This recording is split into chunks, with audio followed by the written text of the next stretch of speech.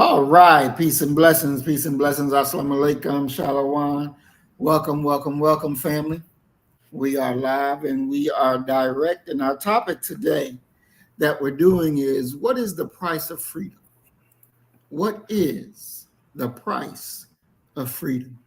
And before I get into, before we get into the topic, I want to say something that I hope that really sinks in. You know, I've been in a conversation with a pastor over their support of Israel, and the pastor was very bold in her pronunciation of support for Israel. And my question was, how could you, as a person of God, as an apostle of God, support genocide? This is not equal with what God requires. But here you are supporting genocide. The two doesn't make a bit of sense to me. We have to grow in our understanding and to be able to say what needs to be said, regardless of who title that people wear. It is not right for any quote unquote religious teacher, pastor, minister to support the wholesale killing of innocent people. That should never be supported. When you come before our people and you talk of support of the very people who are enemies to our people, and they're not enemies because Maurice Muhammad said they are enemies. They are our enemies because they have declared our children are their enemies. It is time now for Black people in these churches to run these ignorant ass preachers right up out of the churches, because you're not doing good by our people. You're continuing the process of dumbing them down. You know, I had to at work today, and as I was delivering medication, one of the women who had a baby and she had to sign her name. She said, "I don't know how to sign my name." There's a problem with that. There's a problem with that. And this is deliberate. It's not done by accident. It is deliberate that they're teaching, because she was, 17 years old, and she don't know how to sign her name. This is deliberate. This is not done on accident. And it's just like when Chris Rock did his niggas versus Black people. Mm-hmm. Lines of delineation had to be drawn, because we're at a moment in time when we're taking on extra weight because of pure ignorance. Mm-hmm. And the ship will sink. The ship will sink. We have to throw off this unwanted, unneeded extra weight that made a conscious decision not to better themselves because they believe they are correct where they are. And unfortunately, you're not. So as the Bible says, woe unto the shepherds who don't feed the flock but feed themselves. You're nothing more than a hireling, and it's time to cut you down. It is time to cut you down, because you mean no good to a suffering people. You mean no good to a suffering people. I want to welcome Realm in the Bush. Peace and blessings, Sister Cassie. Welcome, welcome, welcome. Our topic is today is, what is the price tag for freedom? What is the price for freedom? And we want to look at, because I don't think we define exactly what freedom is that we're talking about. Because other people will say, well, nigga, you ain't no chains on you. Y'all free. That was over way back in the day. What are y'all still talking about freedom for? You have just as much as freedom as the next person. So tonight we're going to get into it. We're going to define what this freedom is that we're talking about. We're going to define how we get it. What is the price? And are you willing to pay? Peace and blessings, Doc. Peace, brother. Peace. Peace. So what is this freedom that we always talk about, that we're chasing after, or Black people are calling for and saying we want to be free? What is that freedom? It is the ability to access self-determination, to be able to create a context that is in your best interest and for you. Closely associated with freedom is the idea of power. And although I abhor this franchise, especially in this time that I'm going to be talking about, the Washington Redskins used to have the Hogs. These great big, Joe Jacoby and these cats. And they were talking to them. They interviewed them and they asked them about being offensive linemen. And they began to talk about power. And Jacoby says, the thing is that I get high off of power. He said, when I hit you, I'm moving you to where I want you to go. And he said the definition for him as an offensive lineman of power, and I believe it's applicable to politics, to economics, to everything, is the ability to make something behave in a manner that is not in its best interest. That's power. That I can take you from point A to point B because John Riggins is going to come running through this hole in a few moments.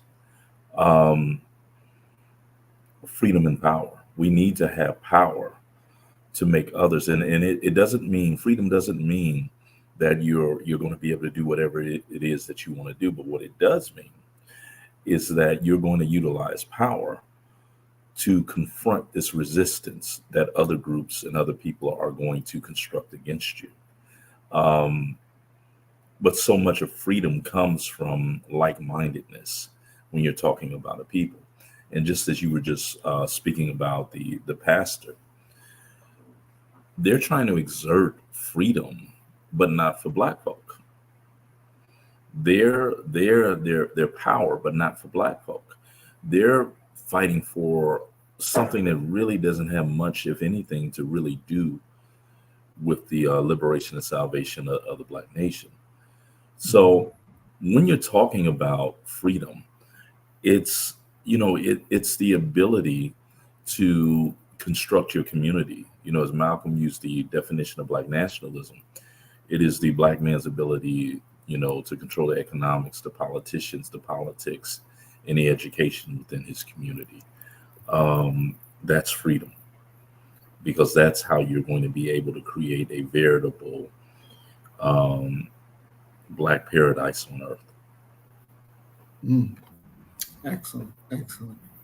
So, Doc, with having the power for self-determination, the power to move people or make people do what they don't really want to do, where does the start for that come at? Where do you start with that? In the mind.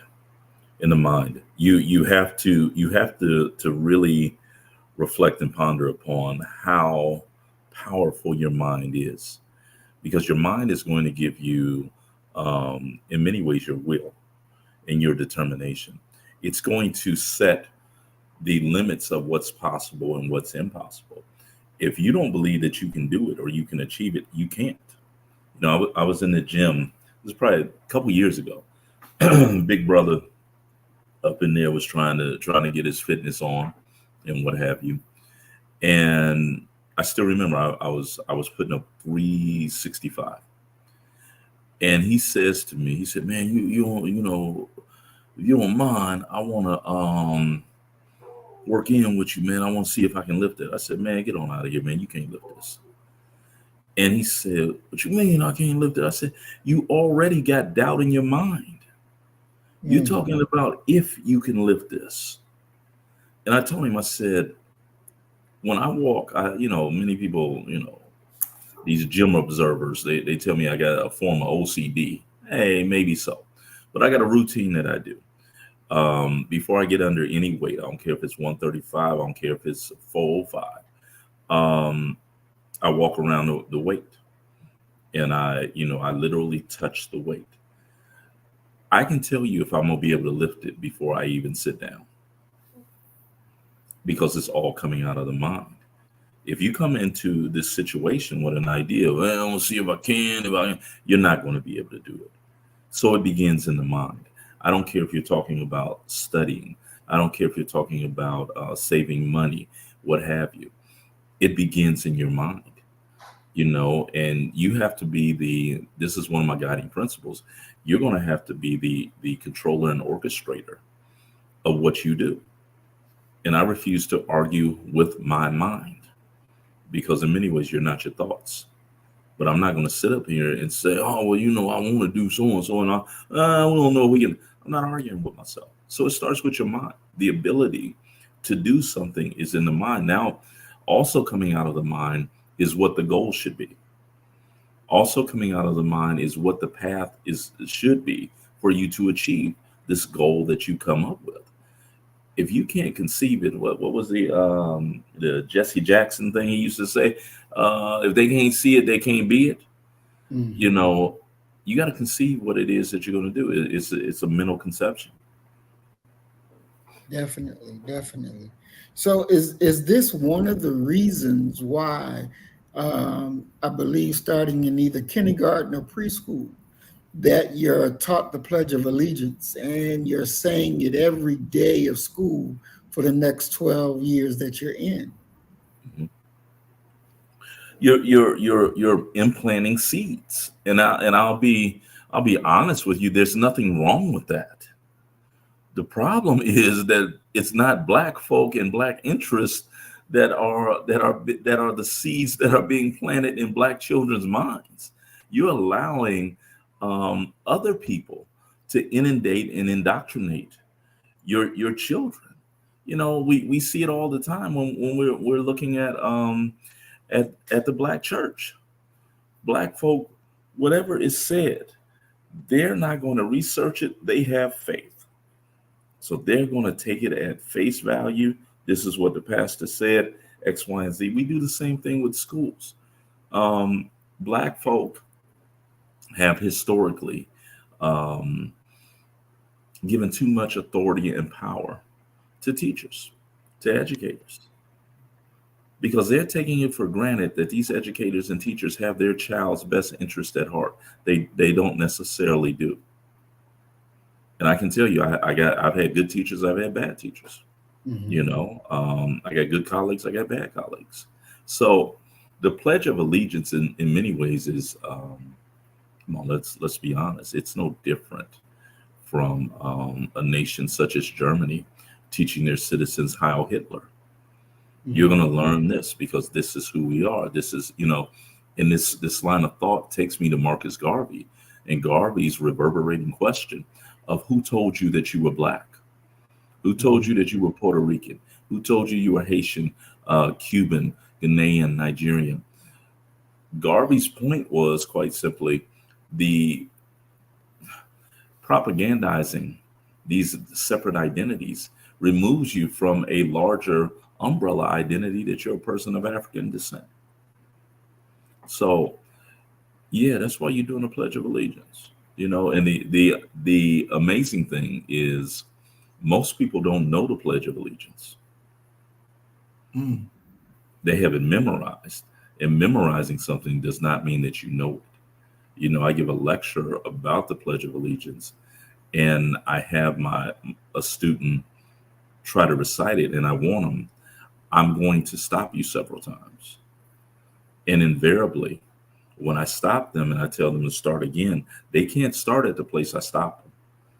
And you can see in their mind, they're going back to the very beginning until they get to that point that I stopped them. Then they start again. Mm-hmm. But it's rote memory, it's rote memory. It's programmed in their minds. Mm. So do you think because it's programmed in their minds, what does that mean? Does it mean that it's lost its value, or Oh what do you? no, oh no. There are very few things that you do without thinking. Eating and driving are two of them. You Mm, don't, you ever driven somewhere and you don't remember driving there? mm, How you got there, you don't remember what streets you turned on or whatever because you're on automatic pilot. That's in many ways what white propaganda and white nationalism has done to the black mind. mm, That there are certain things for the I'll go so far as to say the vast majority of black folk that they just take it that this is how it is. This is what life is like. And anyone who's going to fight against that, buck against that, resist that is going to be, number one, an outlier amongst their own people. But number two, and probably more problematic, they're also going to be someone that's called crazy. And black folk are the only group that does that to their own, where you can have a legitimate grievance and your own people look at you. Why you fighting that battle? Why you do? Well, one of the primary differences, if you look historically at black folk and white folk, especially as we get past the into the 20th century, white folk act when they have a grievance. Black folk talk about it with each other, mm. and I've told people so many times, oh man, I just loved your lecture. I love your class. I said, yo, go tell somebody that's got some power up in here. Mm-hmm. I appreciate what you're saying to me, but go tell somebody that's got some power, Mm-hmm. okay, who I am and what it is that I do, because they don't know.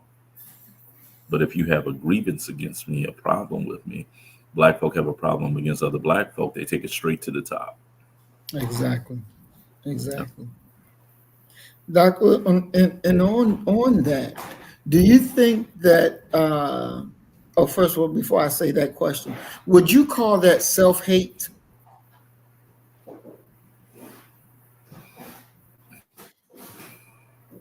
I think in the long run it is, because in every way, what you're doing is you're slitting your own throat, but not with one major movement. You're being inefficient even in your suicide.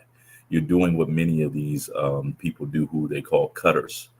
They cut themselves, hundreds of times on their arms and on their wrist and what have you.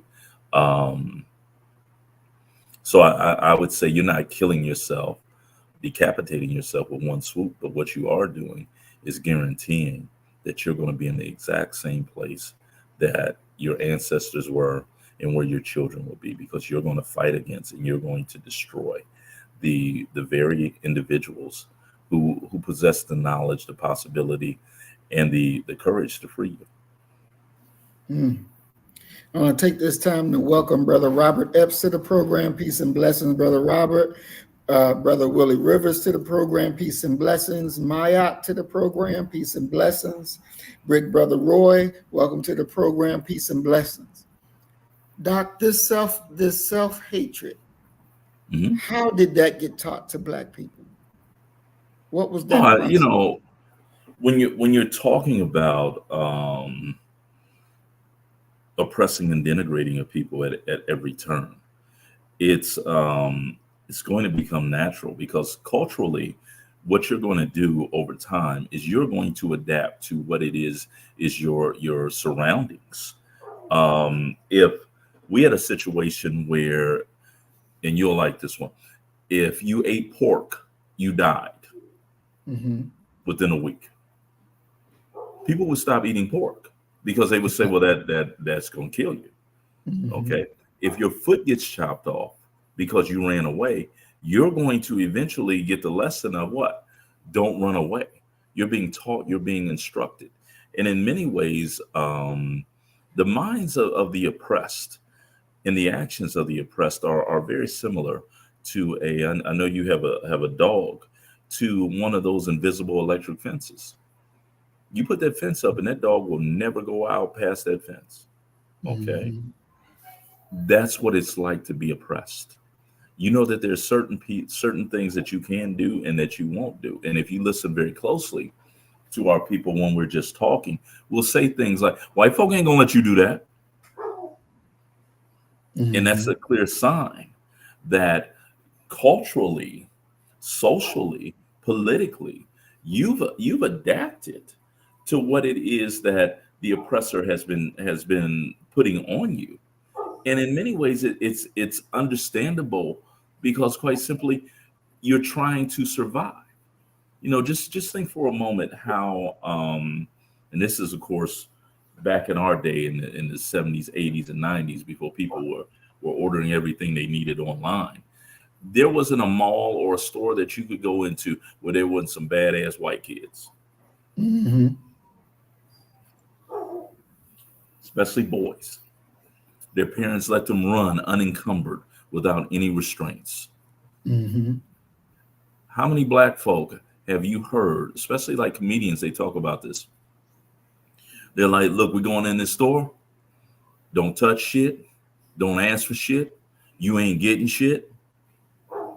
They're setting their parameter that Mm-hmm. I can't afford to have you live undisciplined because if you do, white folk are going to get you. And it's in many ways a survival strategy.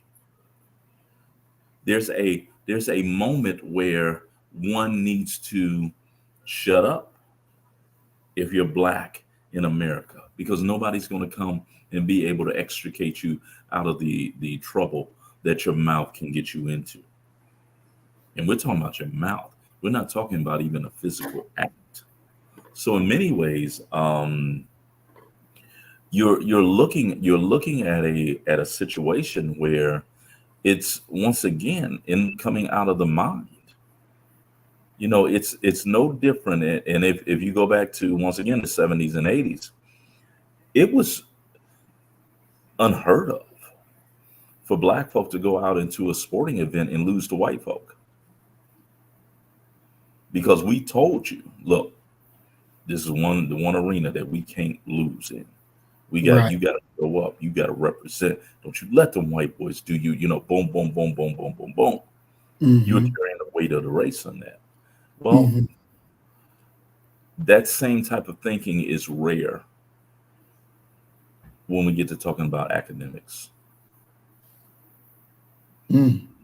We don't instill in our kids this. I was lecturing this week about one of the problems that Black America has is that we send our children to school to gain skills and knowledge, to not be free or to be an entrepreneur or to create a path to being an entrepreneur.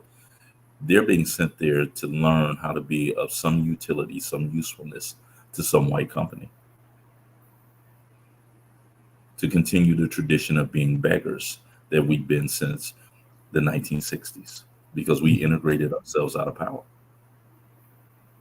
Doc, I want to go back to the point that you made with the discipline of children, where Mhm. you talked about the white ones free to run and do whatever, black ones are in control. So are you saying that disciplining of our children is wrong, that we should let them be free and do like we see the crackers do? No, no, no. I'm not saying that disciplining of your children is wrong, but disciplining of your children in a crisis mode of avoidance of white folk and white power is wrong. because before long, what you've done is create another generation of scared Negroes. Okay, Mm. where you lower your you lower your voice because white folk around. Okay, Okay. don't do that. White folk gonna get you.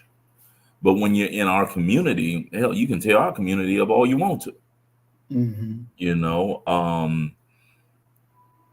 do you think that black folk, if they lived, we have a neighborhood in the area here in Houston called River Oaks.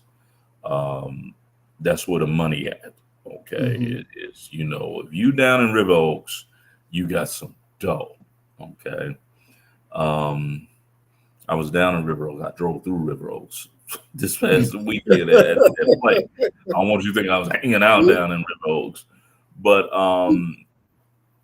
we drove past a house, and a lady was like, "Yo, what is that? An apartment building?" I was like, "Nah, that's their house." I guarantee you that house had to be at least 25,000 square feet. Mm. Okay, it was incredible.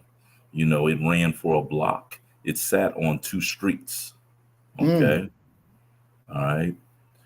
Mm. You wouldn't dare go down to River Oaks and throw trash, a Wendy's bag, a Whataburger bag out your window, because that's unacceptable there. Okay, you wouldn't dare, because I mean, come on, that house 25, 26,000 square feet. They got some shit up in there that's Mm-hmm. worth something. But you over here trying to do a kick door to steal somebody's TV. Go Mm-hmm. down there to River Oaks. Go on down there and let them know that's where the money at. So that's where you should be doing your thieving at. Mm-hmm. But you know that if you do that, you'll be lucky if you make it to trial, Mm-hmm. because they will probably kill you right there on that scene to reinforce the message that you don't do that down here. Mm-hmm. And that it's all about a socialization, that there's some things that you can do in certain situations, and then there's some places where you can't. And children, if they're nothing else, children are truth tellers, and they're going to say what pops in their mind because it's unfiltered. They haven't learned the rules of what you should do and what you should not do. You know, one of the stories that I remember this. It was the only time that my mother ever yoked me up. Okay, we had been invited to one of her coworkers' house and I'm maybe 4 or 5 years old. We had been invited over there for Christmas or Thanksgiving, and she had me. I had to get all dressed up and things like that because we was going around white folk, her coworkers. Man, we get there. It's time to eat. And I'd never seen a house that had like 5, 6 Christmas trees in it. It looked like a mansion to me. Okay. Bruh, they brought the turkey to the table, and there was something wrong with the turkey. Mm. And me as a 4, 5-year-old, I was like, Mama, because they say I had a very deep voice. Mm-hmm. Mama, Mama, Mama, look at that turkey. Look at that turkey, Mama. Look at that turkey. Okay. Bruh, the lady, my mother's coworker, said, "Oh, I apologize. But we were thawing the turkey out overnight, and our cats ate both of the breasts off of the turkey." Mm. And my mother jumped into, "Young man, you've been acting up all day long, and I'm gonna have to take you home," and blah, and literally snatched me up from the table from where I was eating. Okay, didn't even take the time to put a coat on me. This is November, December of Ohio. Okay. Mm. By this time I'm crying because my mother's mad at me. She ain't never done and never treated me like that.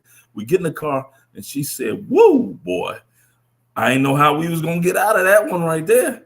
She said, "You spoke up just in time." They served her. They cat had been eating off of that turkey and they still cooked it and served it. Mm. So, if I had been maybe 12, 13, 14 years old, I would have been taught by then to do the socially acceptable thing and kind of ignore it. Not to eat none of the turkey meat, but kind of they ought to become a vegan then. We push that natural godly instinct. We suppress it within our children. We teach them to go along to get along. And anytime they run up against some white authority, we got a situation, because the Black parent has to first and foremost be concerned with the safety of their child and getting their child out of that situation. And far too many of us take that, and with our mental illness, we sit there and we say, okay, well, yeah, my child ain't in the wrong, but what are these white folk gonna do to my child? And so you do, what you do, you bend to those white folk, kind of like Planet of the Apes, where they one ape would kneel and the other one would put his hand up like that, to show, dominance over them, so that's in many ways what I see our people doing. Well, Brother Roy brings up a good question. He says, what happened to our people? We were whooping ass in school in the mid-70s. Did we hit a U-turn? Were we more apt to whoop ass in the 70s and now turn a blind eye? What happened there? Black folk have had to realize that, what do you want to do? Do you want to raise your children and instill in them what it is that was instilled in you that allowed you to succeed, which includes some whoopings? Do you want that? Or do you want them white folk in your life? And that's what ended it. We got a situation. I mean, you have to think about a situation where our children have been taught in schools about child abuse, and I mean a whooping being considered child abuse, and have been given phone numbers of who to call. If this is happening, if your parents are beating you or yelling at you or whatever, call this number, and Child Protective Services will be there in a moment, and could very well take your children away from you. So in many ways, despite what parents would like to think, Black parents, you're really not in control. Okay, one of my favorite movies of all time is Lackawanna Blues, and they have a scene where these white social workers come to talk to the little boy that the story centers around. And Terrence Howard's character acts a fool and kicks the white folk out, this and that. And Mamie, the central, the matriarchal figure of the story, she gets mad at him. His name is Roy, and says they might come back here and snatch this child up out of here because you acting a fool. And he said, no, that's the very reason they ain't gonna come back, because they know I'm crazy and they know I'm liable to do anything, even to them. We've lost that. They're in our homes. They are, really, really think about how if a mother and father get caught up in the court system and children are involved, white folk have created parenting classes to teach you how to parent your children. That's not something that we had no class for previously. We learned by participation and observation. But things have changed. And when you've allowed the covering, the natural educational and socializing process within Black America to be disjointed, disassembled, and disrupted, our previous traditions are going to be lost or severely compromised. And we're going to end up with a disassembled community where we don't even speak to each other anymore. Mm. Now, Brother Roy says, I mean, we were whooping white ass. But I want to say, because I think what came out of that, because nowadays they teach in school that even if you're hit, you don't hit back. You go Mhm. tell the teacher. Mhm. If you hit back, To then you get go get disciplined and get put out. to get hit again, to schedule another hitting. Yeah. Right, right. So they begin to change the rules because at home your mom and daddy tell you you get hit, you hit back. Mhm. Now they tell you you're not supposed to hit back. You're supposed to come tell the teacher. And if you hit back, then now I'm putting you out of school Mhm. because now you've become violent. Yeah, I mean the punishments that are awaiting not just black children but brown children, and I would argue poor white children, um, are unconscionable. But the truth of the matter is that you can go up there and yell, you can go up there and hoop and holler all you want to. They're the ones that's going to make their final decision. And the only thing that you're hooping and hollering and you're and all of that acting up and acting bad is going to accomplish is maybe you will be able to impress upon them to a point where they say, you know what, I don't even want to deal with the headache that comes with dealing with his mother or his grandmother. Let him go back to class. That's the only thing that you're really going to get, you know. But as far as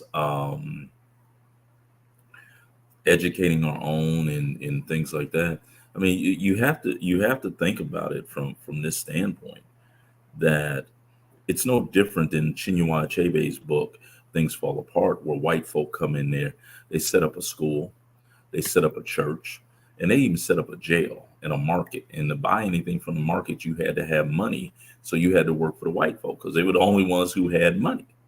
Okay. That's no different. That educational piece is no different from what we have now.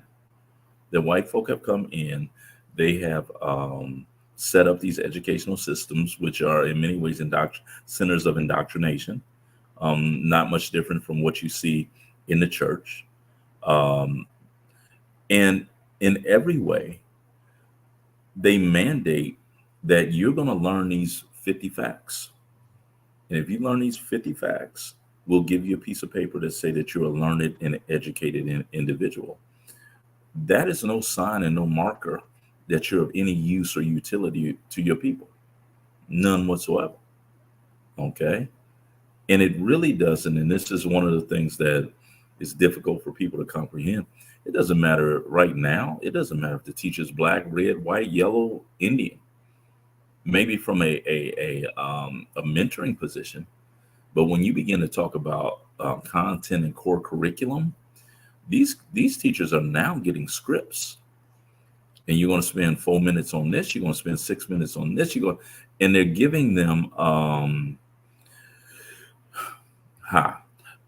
you're giving them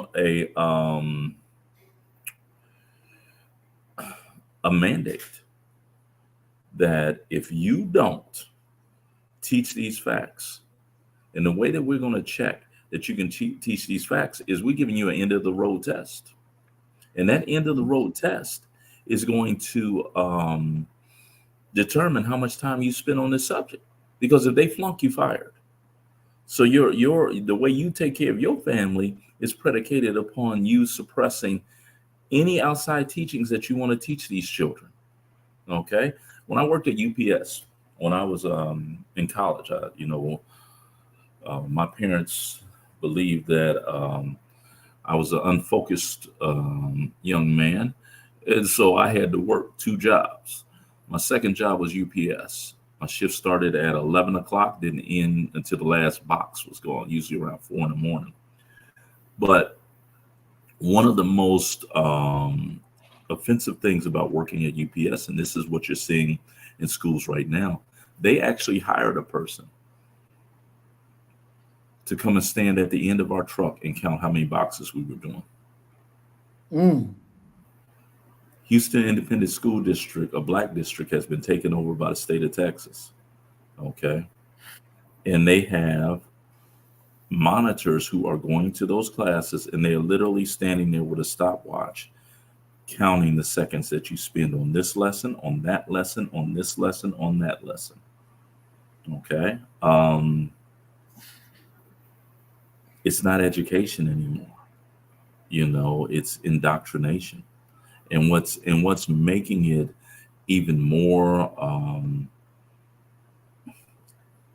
troubling, they're finally now getting to the point where they're going to pay some teachers. I know in major cities, they're going to pay them 60, 70 grand. Mm, mm, mm. Wow. This going through these comments and putting everything together is really eye-opening. Maya says that um, prisons have the dads, church got the mom, Yep. and the schools have have the students. Hmm. And this whole thing about you're not able to fight back. One of my sons, Jabbar, he had got suspended when he was in school. He was in the 11th or 12th grade, and this white boy pushed this black girl. And so, Jabbar beat the white boy up. And they wound up suspending Jabbar. They called me on the phone, and it's funny because every time they would call me, the police would always be present in the room when they calling me on the phone. And it's like, first of all, why do you have the police there? Because I'm going to say the same thing that I'm going to say whether he's there or not. It doesn't change the perspective from which I'm coming from.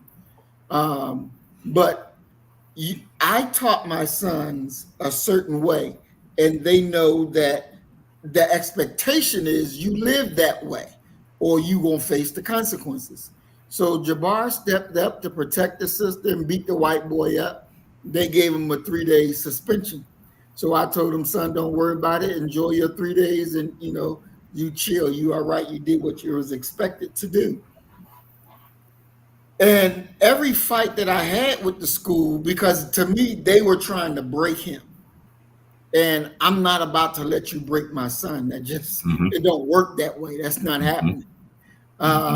So you had that back and forth, every time if he said something, calling your dad and dad coming up there. And then now me and you going toe to toe because my son ain't taking no L. It's just that simple.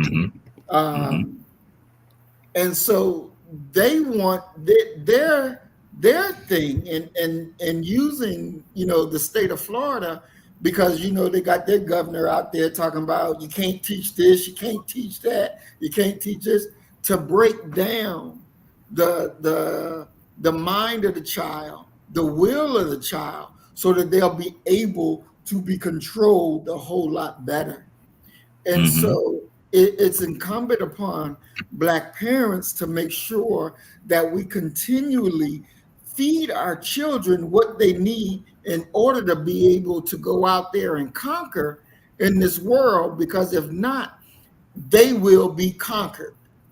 And that comes with a price. That comes with a price to be paid. Now, we have too many Black people who don't want to pay that price. They don't want nothing to do with having to pay that price.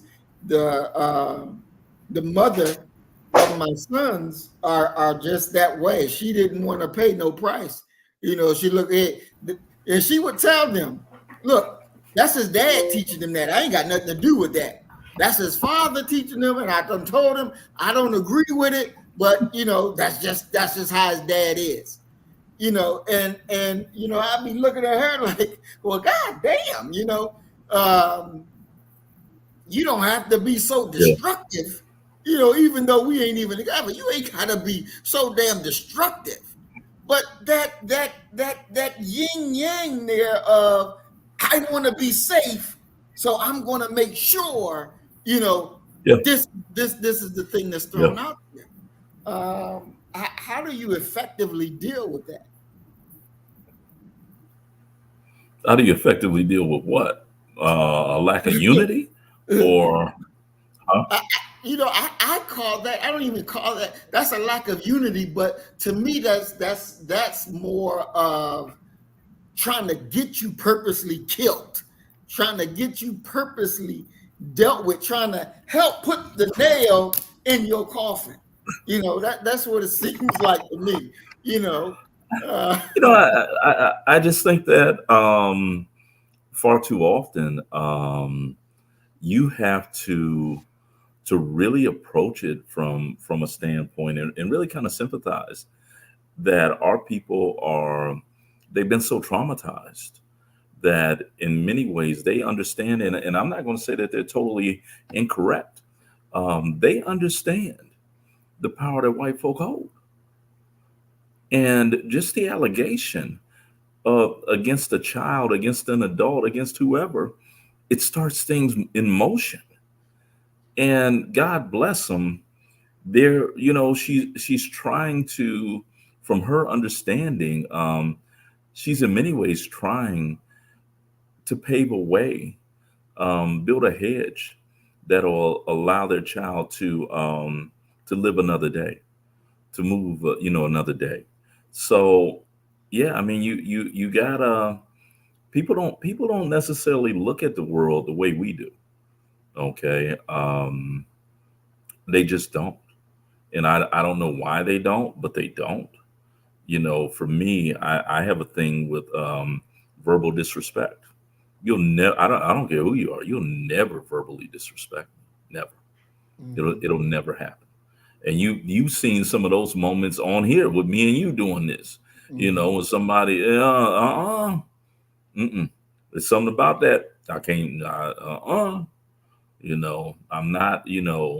Somebody told me, they said, I got into it with somebody on a panel discussion, and they pulled me to the side after everything was over, things had settled, and they said, "Come on, brother, you gotta do better than that. You gotta hold it together a little bit, a little better, because our people are looking. Don't let them get to you like that. And and by and large, man, you better than that." I hit him with the Tariq Nasheed thing. I looked him in the eye. I said, "Really, I ain't. I ain't. Don't let these degrees fool you. I'm not." You know, it's a survival strategy. You got people who are going to go along to get along, just for the sake of maybe tomorrow will be a better day. And then you got others, and I ain't gonna point my finger at you and Cassie, but you got others who say, "God damn it, there ain't gonna be no another day if we don't get this shit straightened out right here at this moment today." It's a different way of looking at it. Some people are trying to give them grace and mercy and extend it, but it ain't in them to respect us.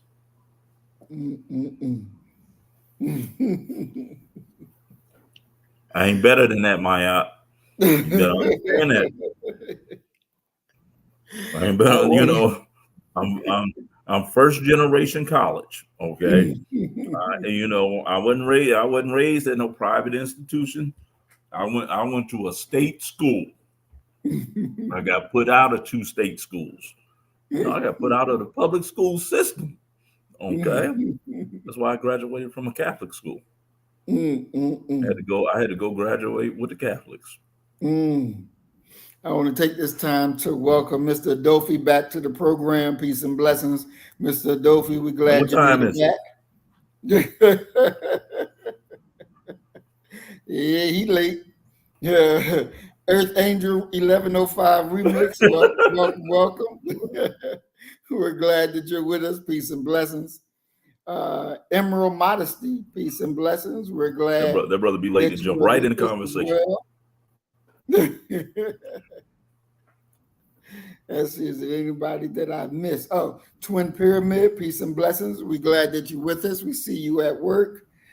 Tranquil, peace and blessings. We're glad that you're back with us as well. Troublemaker. All right.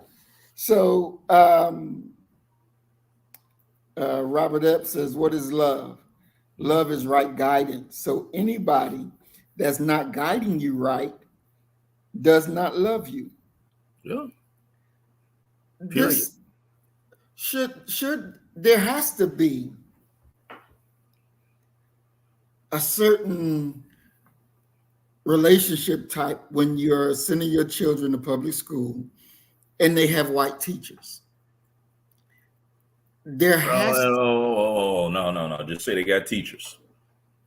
well, sometimes they got a black teacher, sometimes they got a white teacher, and there's a difference. There's a difference when you have a white and black Not teacher. always. Not always, bro. Not always. That's why I'm just saying teachers. Not always. You would be shocked. You know. That well, from what I know, that when I was in school, there was a difference between white teachers and black teachers. What was the difference? Well, one, the black teachers, the black females, they taught you like from a mothering perspective. The white teacher didn't teach you from a mothering perspective. She taught you from like, really you ain't shit. And Yeah, but I'm here to do a job, and so I'm going to do it. And whether you get it or not, it is what it is. But no, I never imagined I'd be up in here with you jigaboos when I graduated. Yeah, I couldn't find a job nowhere else. Yeah. Mm-hmm.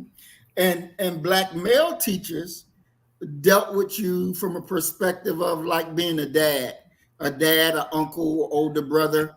But see, I think that there's still some of that out there, and that's why I said the mentoring and social part of it is it matters if you have a black or a white teacher. But when we get to talking about dispensing that curriculum, there's very little that matters.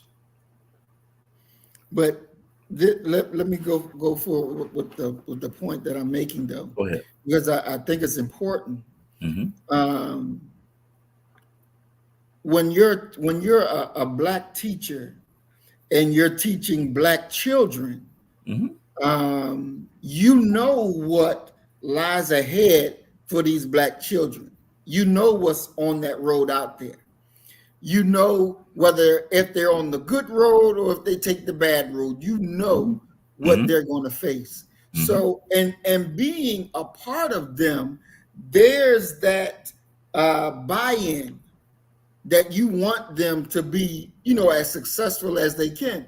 Now you may look at some who just, you're gonna be corrupt and it ain't nothing. So I'm not gonna waste my time. I'm gonna make sure my time is put into the ones that are going somewhere, that's going to make it, that's going to be productive in society. When you have black teachers that do that out of the love that they have for themselves and understanding that you are the future of our people, versus someone who sees you as a competition for my child, or someone that may be able to rule my child, when in my mind, my child is better than your child in the first place, right? So it's a danger, in my thinking, the way I see it, it is a danger for us to have white teachers teaching black children. I see that as a danger.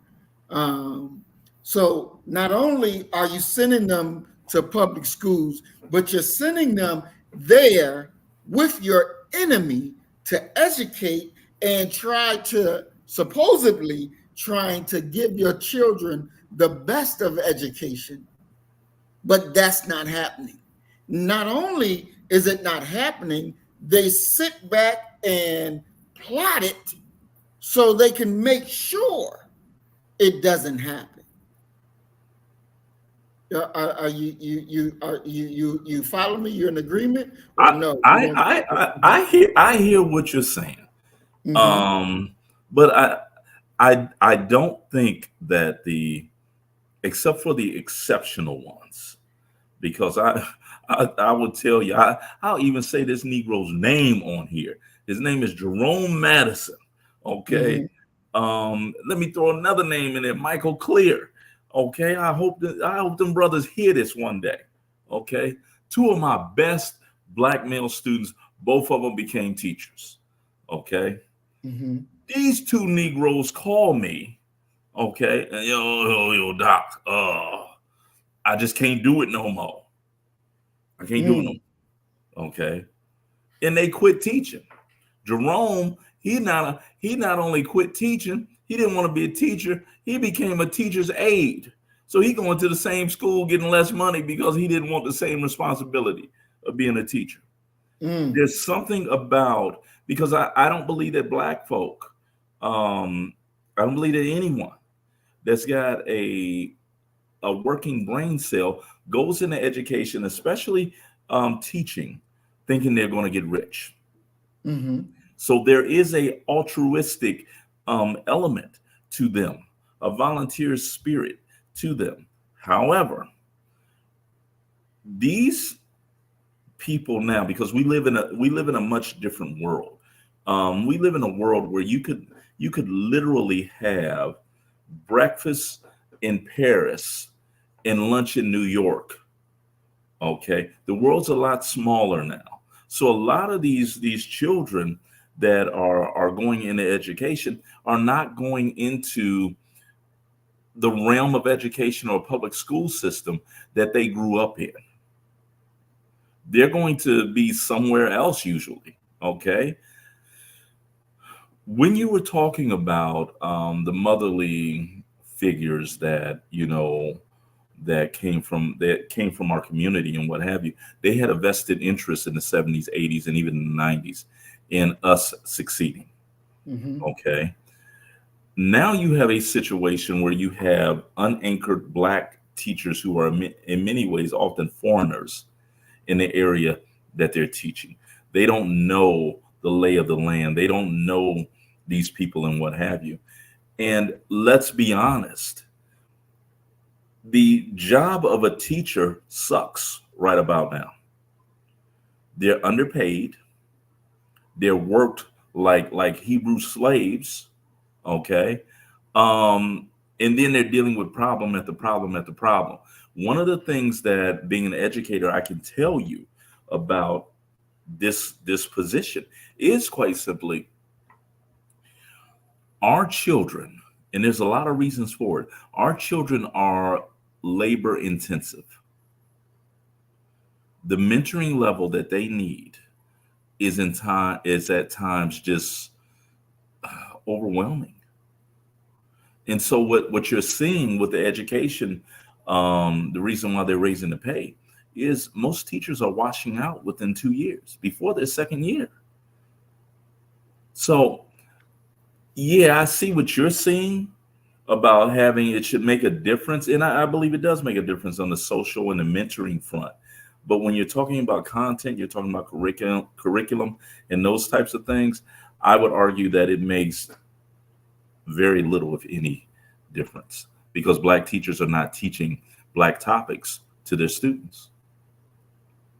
You don't think that, and I do understand that they got to stick to their curriculum, but you don't think that they can stick to the curriculum, but yet inject what needs to be injected to make sure that the child is on the reality course. For instance, we're going to deal with Florida with that crazy governor DeSantis. Now, in DeSantis' world, slavery wasn't as bad as it actually was. In DeSantis' world, the slaves had it better than poor white folks. The slaves had, at least the slaves had shoes at some point. Poor white folks didn't even have shoes. So, but the reality, that's not better. That's not even that don't even compare because you got a pair of broken down shoes and this cracker ain't got no shoes, but yet he can free to do what he need to get done. But this slave is get beat whenever the master want him beat. He has to take whatever the master and the missus and the rest of them give him to take. He has no freedom to make his own decisions. So there's no way that the slave is better off than the white, poor white boy. Ain't no Okay. way. Okay. I'll go with you with that. Okay. But is that the crucial point? Because the crucial point is actually who holds the power to make sure the textbooks reflect their viewpoint. That very thing that we were talking about when we talked about John Riggins and the Hogs, talking about power. Yeah, you can be factually correct, and you're factually correct right here. However, your perspective is not going to be the one that's taught in those schools. And that's one of the reasons why I tell people, you got to fight these people in every realm. Okay. Most notably through voting. I was challenged to participate in the evaluation of history and social studies books for the state of Texas. It's about 10 years ago. Went through the process, X, Y, and Z, filled out the applications and all of that. And I never heard back from them. So I'm actually sitting in a Denny's eating in Mansfield, Ohio, in my hometown. And my phone rings. The only reason I answered it was because it was a Texas number. So I go ahead and answer it. And the voice on there says, "Why aren't you in Austin?" And I immediately knew what they were talking about because that's where the textbook thing would be. And I said, well, they didn't select me. They never contacted me again. And it was a white guy. It turns out he was a attorney. He said, I knew it. We all knew it. Okay. And he proceeds to tell me that those who are going to be selecting the textbook for the state of Texas for the next 5 years, not a single one of them had anything beyond a high school diploma. And they had passed over 38 PhDs and MAs. And he said that they were getting ready to bring suit against the state of Texas and wanted to know if I would testify and what have you. And he said, really, what happens is the governor selects 15 people. And these are 15 people who have been recommended or in his circle or whatever. They go to Austin for 2 weeks for a vacation that they normally wouldn't get. They're going to be fed well, what have you. And then they sign a paper for the textbook that the governor wants to be used. And so there's nothing that you can do in regards to getting your viewpoint out there, because they're the ones that are going to make that final decision, even though it's factually incorrect. The state of Texas's textbook said that slaves had it better than white people because they didn't have to wear clothes all the time. And you know how hot it gets in Texas. That's in the textbook.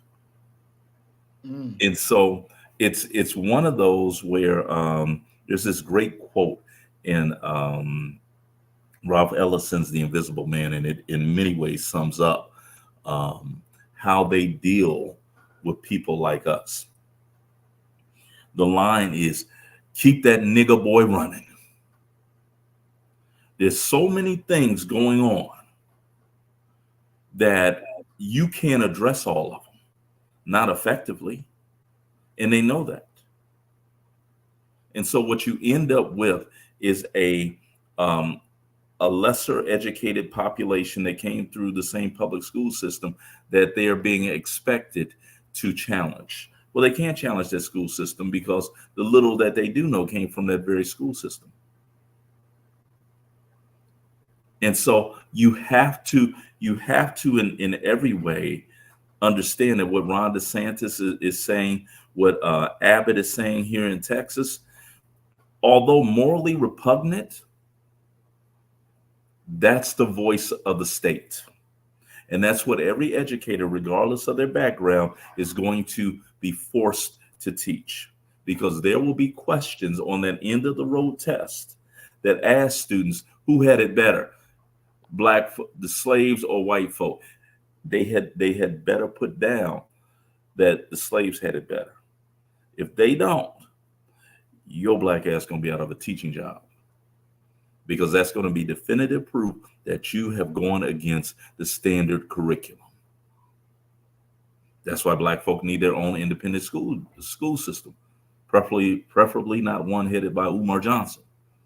Okay, they got us. They got us in every way that you can imagine. They got us. And the fact is that those who are even administrating our HBCUs, they've gone and swallowed the Jesus juice that these white institutions have put forth. The goal of HBCUs now is not even to educate black students anymore. It's to get grants, money. The old mission is gone. Wow. That Hey, Mayad Umar was just on my campus Thursday. I think the inspector's still in the school and checking it out. It's the white man keeping the school from opening. I want to welcome Christine Williams to the program. Peace and blessings, Sister Christine. We're glad that you're here with us.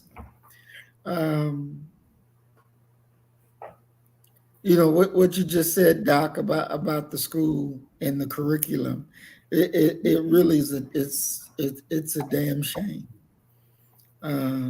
True, but what are we gonna do about it? You get what I'm saying? That's kind of my thing. That we can sit on the outside and we can evaluate it, we can critique it, we can denounce it, and what have you. But it is what it is, and no one is really, talking about a plan to address not only the banning of books from a black perspective, okay, but also how do we counter that? What is our attack strategy now? Instead of doing that, once again, we talking about Umar School, the Frederick Douglass Marcus Garvey Academy. That shit ain't gonna never happen.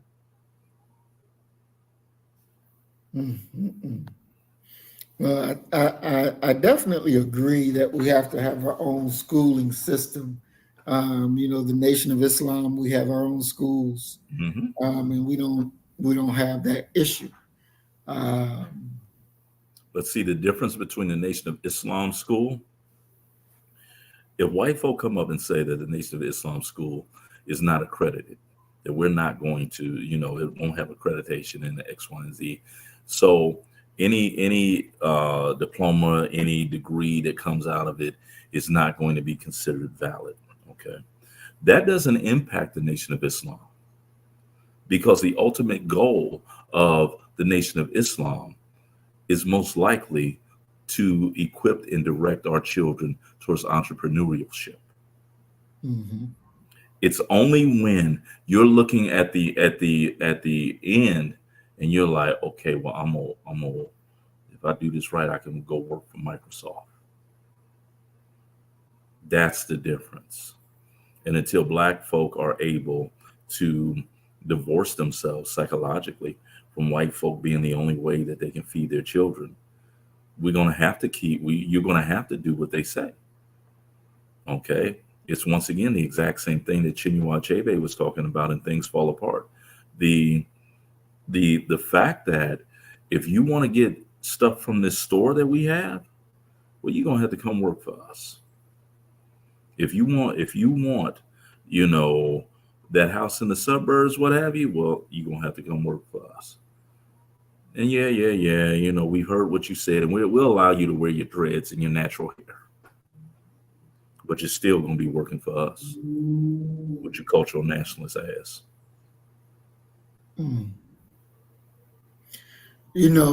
With that being said, then it's like, if we can't have our own, then there's only one other thing left to do. And that simply is to rise up and kill you all. It's just, Well, It is. but see, the thing is that you can have your own if you would work in your own best interest. We have enough people, enough resources, enough, enough to start an independent Black school movement, and we have one. To be honest with you, it's just quite simply that we don't support it. And when you ask Black folk, when was the last time you cut a check to a Black institution, an independent Black school? Nah, they ain't done that. They didn't gave it that money to Umar so he can put in some strippers G-string. That's a problem. So it's not that you can't have your own. It's the will to do it. But then that goes back, okay, say like you just said, because you just said if you have your own, then the problem you have is then the crackers say, well, we're not going to accreditate you. We're not going to say that your diploma is worth 2 cents, right? Mhm. Now they did this in the nation beginning history.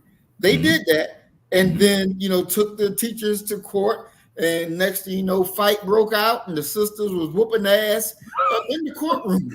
The MGT was whooping them crackers' ass right there up in the courtroom. Now they got a chance to see what y'all teaching in the MGT classes. Exactly. Thought y'all was teaching how to make bean pies and shit like that. So it comes to the understanding that there was a price to be paid. Mm-hmm. The MGT, the sisters, they had to fight, not just verbally, but they had to fight physically to get them crackers to back up and say, okay, we're going to leave you the fuck alone. Y'all going to have y'all school. That's what y'all going to do. Okay, fine. Y'all do y'all shit over there. Mm-hmm. Right? So at every stage of any real freedom, there's a fight. Yeah. There's a physical enduring fight that has to take place. Yeah, but there's the situation, and I believe it's Mayad who just put it up there. The homeschool movement and the children who are coming out of these homeschools and these private schools, they're going to be measured against their public school and private school peers. So what we have to do is have an excellent product. Okay. And so when you test them, they outperform the others. And there's nothing that you can say about that. It reminds me of, remember it's an old, I want to say 80s, but it's probably 70s movie, Stand and Deliver. Remember that about the math teacher who had all the Hispanic students? And he taught them, and they wound up outperforming the entire California system. And then they accused them of cheating because none of them made mistakes. They all made the same mistake if they made a mistake. And he said they all learned the same way, and they put them through hell to be able to have that stuff sort of substantiated. One of the things that is very difficult for me to really stomach is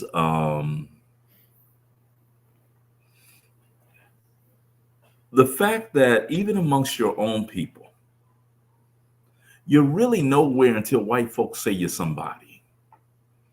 Once white folk give you that, they give you an award, they publish your book, yeah, now you're doing it big because white folks said it. And it takes us back to that moment of one of the few moments that we have Marcus Garvey and W.E.B. Du Bois on the same page, when they're going to tell black writers and what have you during the Harlem Renaissance. This is what birthed the Harlem Renaissance. Don't we have our own stories? Don't we have our own music, our own culture, our own traditions, our own dance? Or are we going to sit up here forever mimicking white folk? That's got to be the spirit and the intentions of what it is that we're actually doing.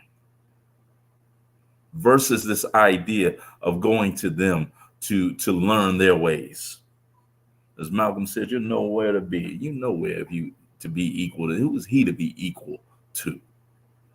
But we're not providing our kids with that courage, with that swagger. We're allowing them to not be excellent. Many of them, not all of them, but we allow many of them to be lazy, and then just let them pass them along. I had someone tell me, an administrator at my university, why do you always make it so difficult on yourself? Just pass them. They ain't going nowhere anyway.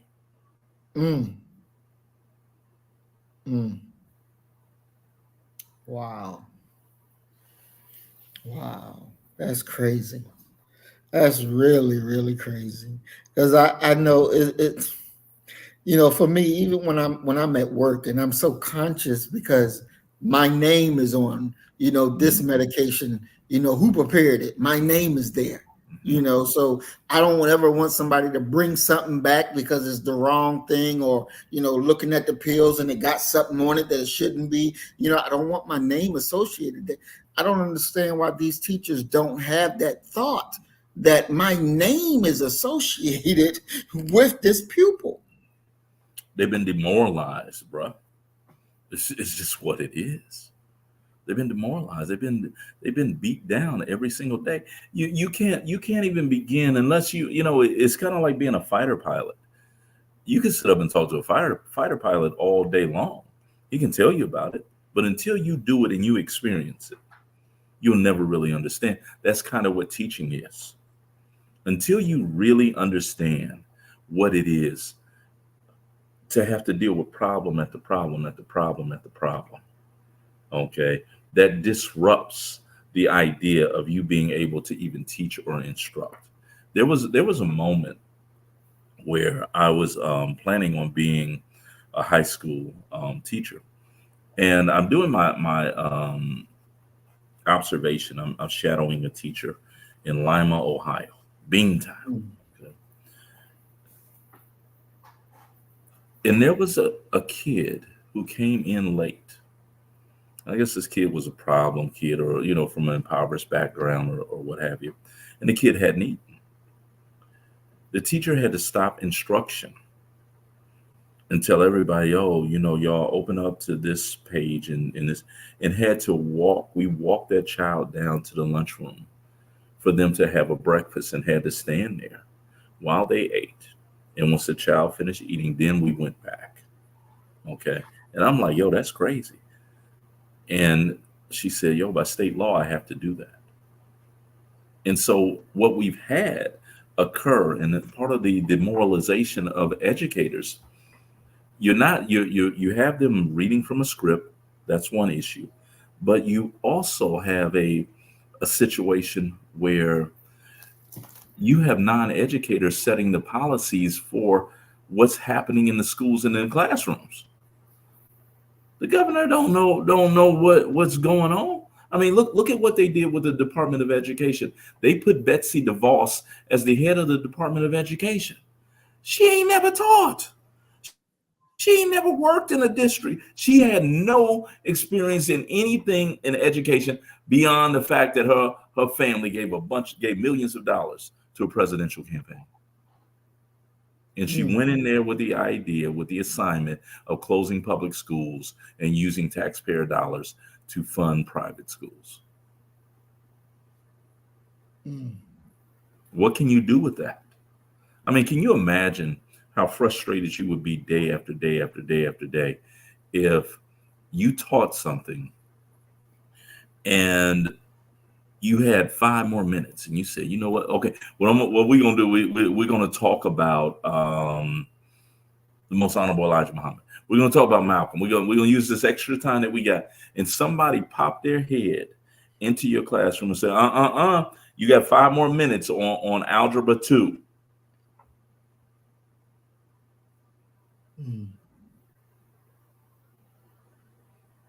And then after you left there, you went to another job to work because you're going to have to buy school supplies for many of your students who couldn't provide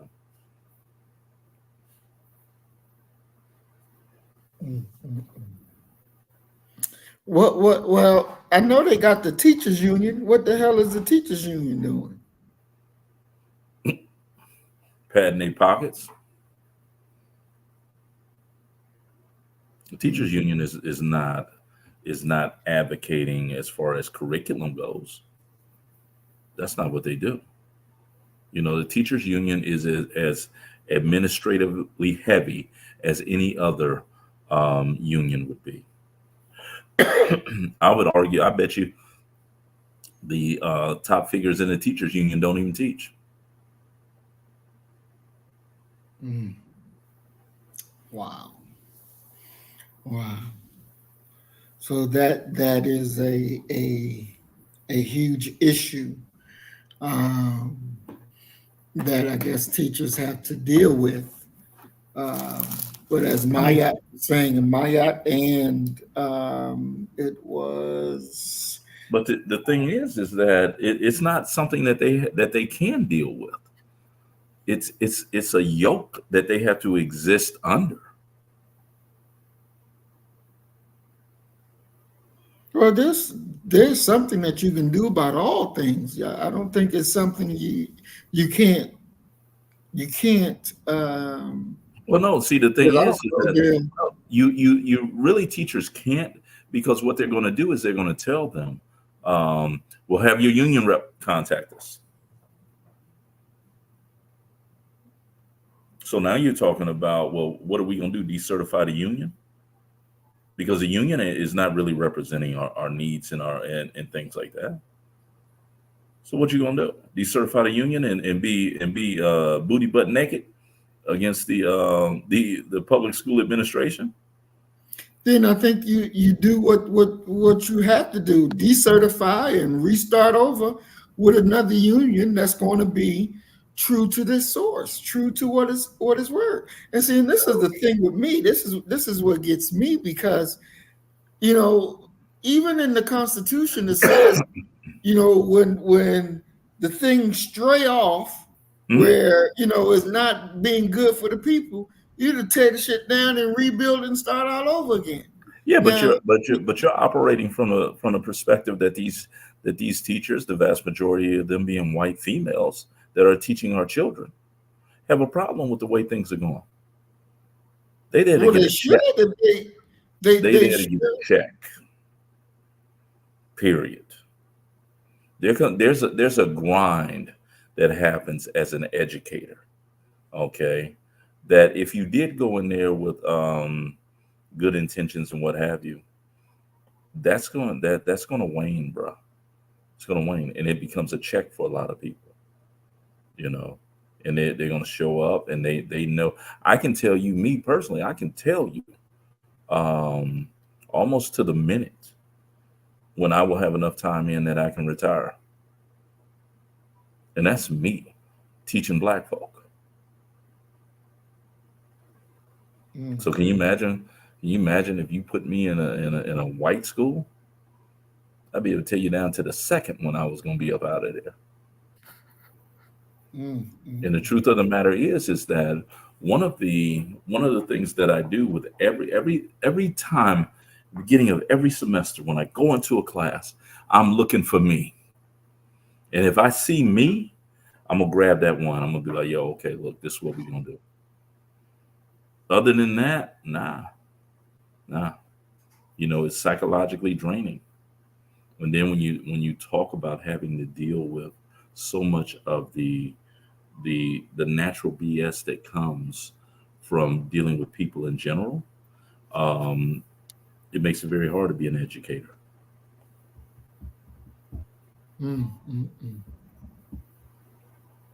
So then the educators, not all, but some, I would say not all, to be fair, have a lack of will, or their will have just been broken. Yeah. You don't go into education without the idea of making the world a better place. So initially they did have that. But how many times can you hear, well, no, you can't do that. You can't do that. That goes against this rule. Boom, boom, boom, boom, boom, boom, boom. Okay. So there's a lot of there, and the thing is that one of the things that don't I don't take pride in, that I've developed in my over my 20 years. I don't want to travel with students anymore. I used to have a grand time traveling with students, thought it was a good moment for them, X, Y, and Z. Not anymore. I will not travel with them anymore because the liability is too high for me. If one of them get out there and get lost, lose their mind and do something and get hurt, who on the hook? I am. Mm. And they're Mayat's position that at the end of the day, teaching is a job. Just as you have office politics anywhere else, you got politics in campuses. And hell, I've told you the story when they sent me to Africa and didn't send no money. Can you imagine being in country of Africa for 28 days with no dough? And then when I got back, they had a meeting and they wanted to know how I made it, insinuating that I had access to some university accounts that I shouldn't have. So it's crazy. all those. It's not just you show up and teach. It's not just curriculum. There's a whole lot, man. To look here, bro. It's a whole lot of stuff that go on. Okay. Mm. Yeah, Christine Williams' position right there is the correct one. Just putting that time in. I mean, something's wrong when the average teaching career now is less than 2 years. And something is wrong when you see all of these teachers, many of them before they've even taught a class, they are in a master's program trying to get certification to be a principal. Something wrong when before day one, your goal is to get out of the classroom.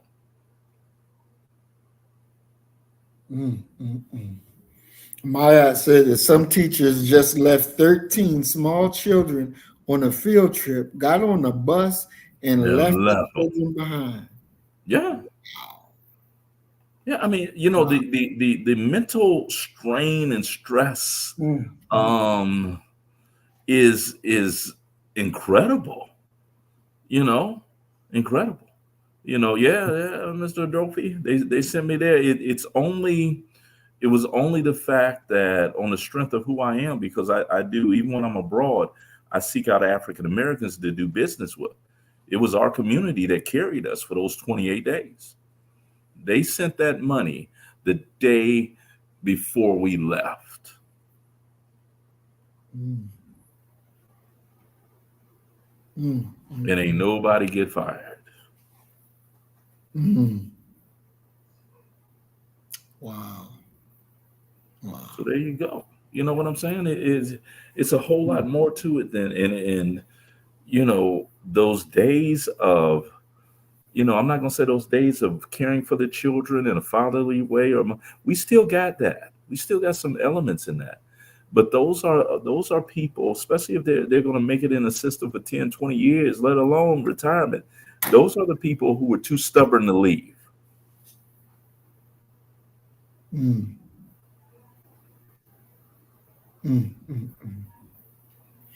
So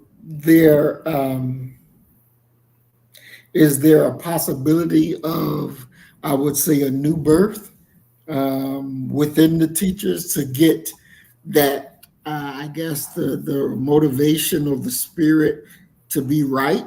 And then, once they get themselves right, then look towards the teachers union, dissolve it, and do another one? Nah, I don't think so.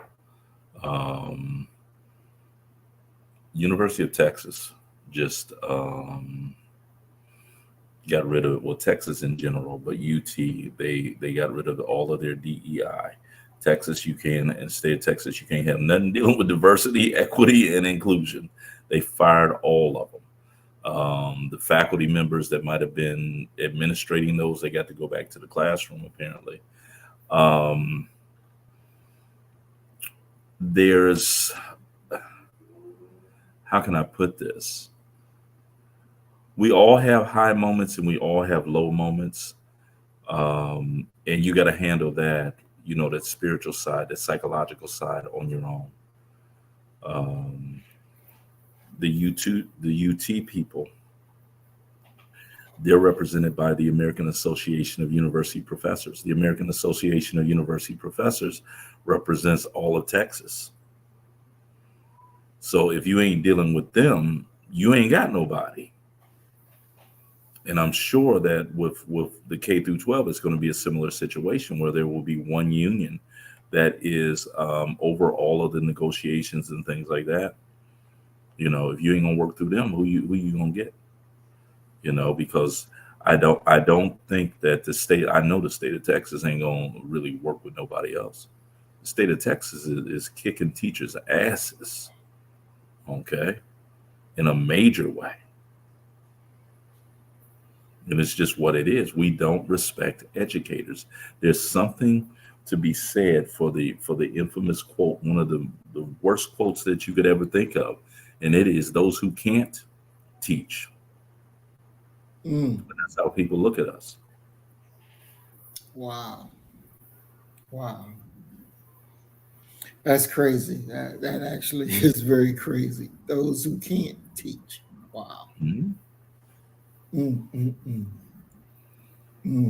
are a lot of people who they couldn't, and they decide they're going to become teachers and teach it and kick their ass. They're out of that classroom in 3 months. Maya says that also white teachers teach in urban areas for a few years to get school loan relief. Yep. We'll leave on February 17th. As soon as that clock hit, they'd have been there long enough, they out. And it's not necessarily a good gig. It looks like a good gig from the outside when people are like, oh, y'all get summers off and this, yeah, 23, 24, 25, that might be appealing. But at 34, 35, 45, when you still can't afford a house, because the pay is so low. Wow. I want to look at another aspect of what the price tag is for freedom.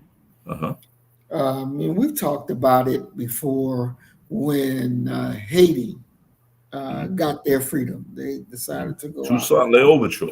Exactly. Now, there was a difference between Toussaint and other slaves, right? There had to be a difference in the mentality, correct? I don't know if I would say that. Okay. Because he didn't affect and implement a revolutionary struggle on his own. Okay. So there had to be a lot of like-minded individuals with him. I think that when we talk about these moments of how we've done revolution, KRS-One, Boogie Down Productions, BDP, they had he has a album titled Edutainment, and he has these inserts, and these inserts have of all people Kwame Ture, Stokely Carmichael talking, and he says that revolution has only ever occurred as a result of the masses.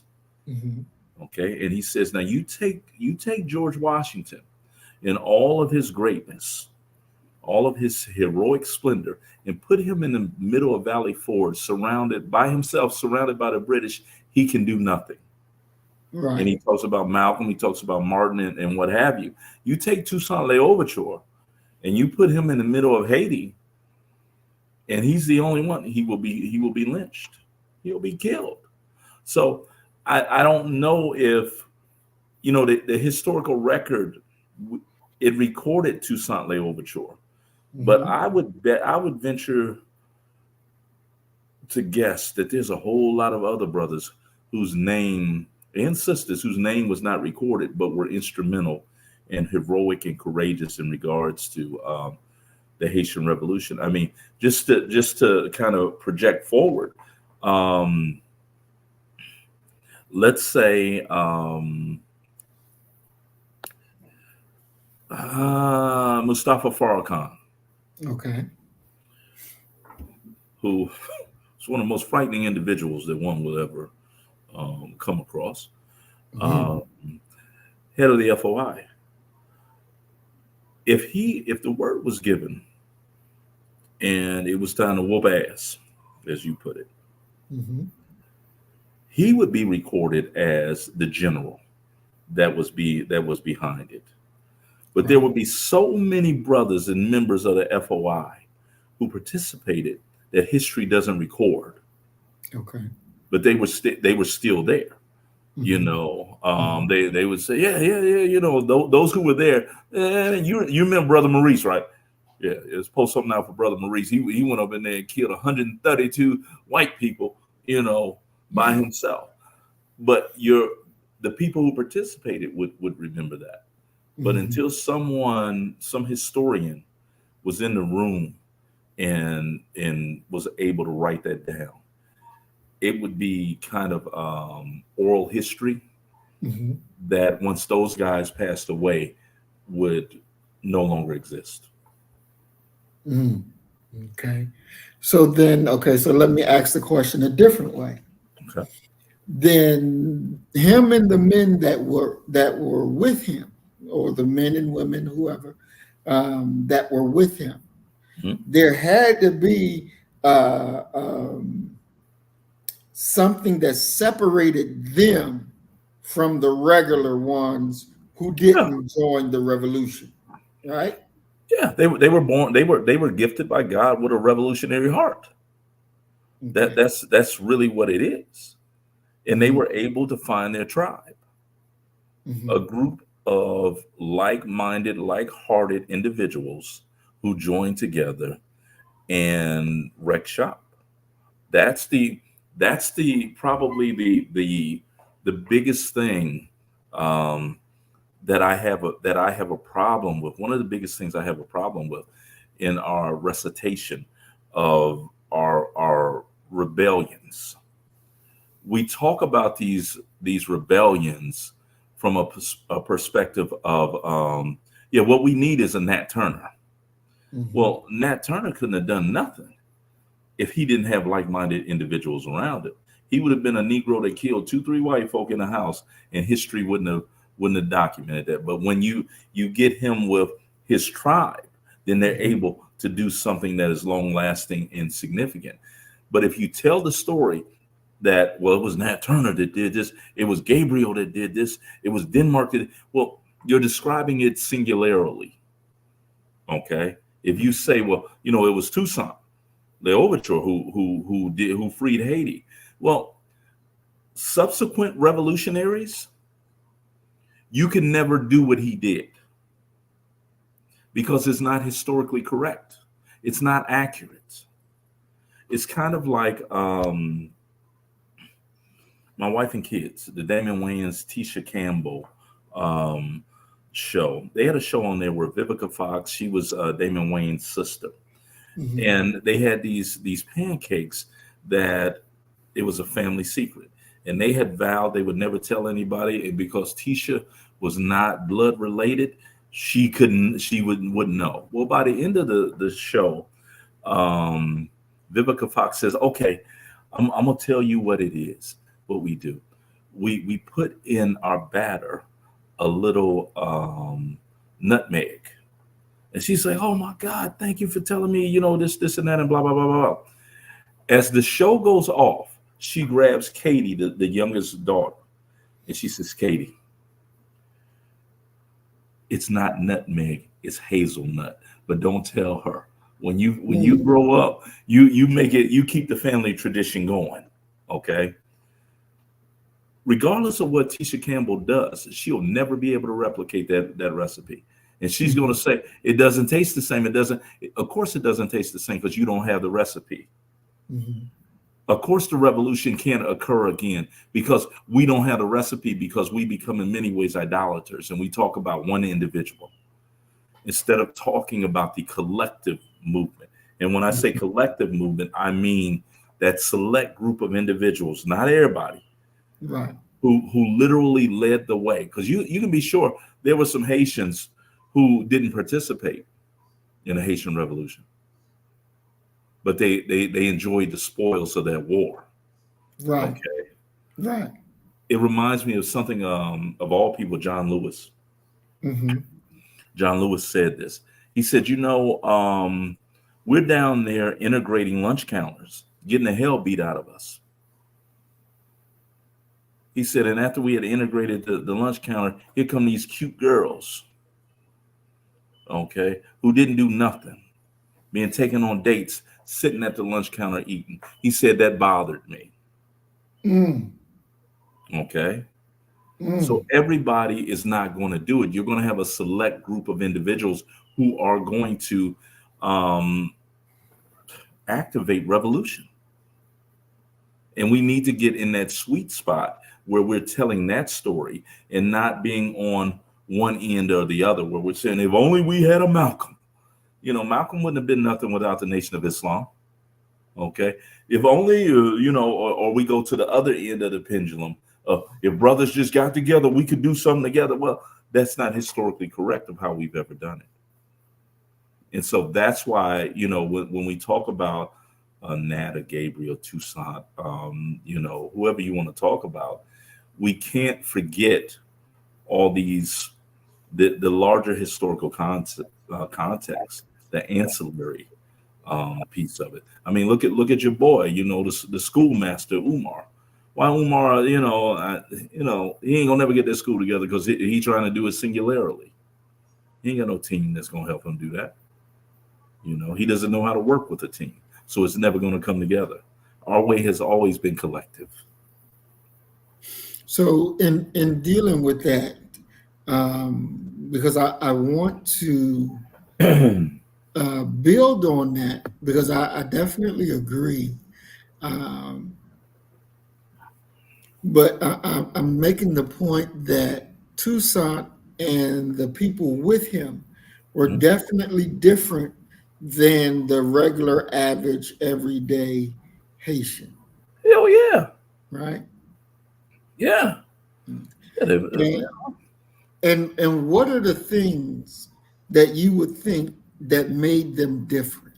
What are the tangible things that you think that made them different? The first is the heart that God put inside of them. The second is having courage. The third is being able to view your oppression through a lens that this is not necessarily what God had intended for you when he allowed life to enter into your body. There has to be a staunch defiance, a rebellious spirit that is channeled into, and this is why the molding of our children and their priorities is so important. That rebellious spirit can be of good use in a revolutionary struggle, because they're going to be the ones that say, oh no, not today. Mm-hmm. Brother Khaled had a rebellious spirit. Mm-hmm. Can you imagine, just think for a second, can you imagine what Khaled was like in kindergarten? You get what I'm saying? Right. That's not gonna be the one that's gonna just go. He ain't gonna just put his shoes up. He gonna want to know why. Mm-hmm. Okay, how come I always gotta put my shoes up, even though everybody else had to put their shoes up? Okay, but that rebellious spirit, when you put it within his tribe, when he's within the Nation of Islam, and he is. In many ways, what we're talking about is the generation, and we always talk about this in a negative light, but the generation and the creation of an echo chamber where you're convincing yourself, okay, that this is how the world is. This is what the world looks like. An echo chamber does not have to be necessarily a negative thing. Black folk need to be in an echo chamber, okay? And when they wake up, they need to hear, ye are gods. You're the original man. That's what they need to hear on a daily basis. You can say whatever you want to about Clarence 13X. I heard someone talking about him and they said this. Said, you can say whatever you want to about that brother. But who else would have got black men in the 1970s and 80s to say, I am God? So we gotta in many ways embrace that rebellious spirit that many of our children have been gifted with. This is, the mentoring process, the socializing process, the propagandizing that we do in educational systems is not necessarily negative. It's only negative for black folk because they're being taught by white folk who have no interest and no intention in ever freeing them in any semblance of the word. However, it's the reason why, and I've talked about this here previously, it's the reason why J. Edgar Hoover called the Black Panther Party for Self-Defense's free breakfast and free lunch for children program the single most significant threat to the internal security of the United States of America. What Hoover's talking about is quite simply what you think coming when you allow these kids to learn these revolutionary songs at the age of 3 or 4, these Panther cubs. What you think they're going to grow into? Mhm. They're going to be something that you can't control inside of this nation. Matter of fact, this week, one of my classes, my students doubted that they had been impacted by the public school system. It's everybody but them. And I'm like, no, Negro, it's y'all too. Mhm. And so we did the experiment that I've done here before, and it is quite simply asking my students to complete the line of a song. And the one I always use is "Black is Beautiful," and they just sit there. And I tell them, okay, the line is "Black is beautiful. Free Huey, set our warrior free. Free Huey." Okay, calling for the the release of Huey P. Newton for shooting and killing Officer John Fry. I said, okay, y'all ain't hip to that. Let's do another one. Old MacDonald had a farm, and they're like, E-I-E-I-O. I said, now which one do you think is going to produce even a glimmer of hope for the liberation of Black America? So it's all of those things work together, that staunchness, that defiant attitude. There's something to be said for I have a suspicion that probably everybody that's on this call listening would understand this. And I believe that this is one of the things that gets us together, makes us a part of the same tribe, is the innate decision. I don't even think it's a decision. It's more of a staunch position of fuck you. I'm not doing that shit just because you told me to do it. That's an element of what you need to resist systemic white racism and oppression. Because you have to have a goal. And if you recognize who your opponent is and you dedicate yourself to dismantling them at every turn in whatever means that you can dismantle, now you wanted something. Definitely. And I would say this too about Clarence 13X, because again, what he took and got from the Honorable Elijah Muhammad, because the Honorable Elijah Muhammad was teaching that the black man is God as well. What Clarence 13X did, he took away the discipline. He gives you the lessons and say you don't have to live that disciplined lifestyle. So they know the lessons and smoking their weed and doing their drink and doing that thing, but they got the lessons right there. You can't tell me nothing. I'm God. I've had brothers tell me that. Definitely. My best friend, Damon Thomas. It was our first year at Ohio State. He had become a 5%er. He from Brooklyn, East New York. I had a white roommate named Pete Gerals. Okay, cool white dude, right? And this is before cell phones. So, you would have to leave a note if somebody called, and Pete left me a note that pissed me off. The note said, "Yo, reality called." And I'm like, this white boy trying to be fucking smart or some shit like this. You know what the fuck this mean? Had no idea Damon had then adopted the name Reality. That was his 5% name. Wow. You know, I wanted to look at what Mr. Adolphe say, because this is something that we got to be able to look at. Two wanted them French white people's approval so bad, he thought they were going to see him as an equal, and they starved him in jail immediately after he got off the boat. Now, how do you point out, or how do you find, what is the flaw in the person's character that lets you know that this type of revolutionary individual still seeks the white man's approval, that they still want to be buddies with the enemy? What can you see? What is it in their character that will shine that light on the flaw and wake you up? I don't know. I don't know if there's a reliable litmus test for that.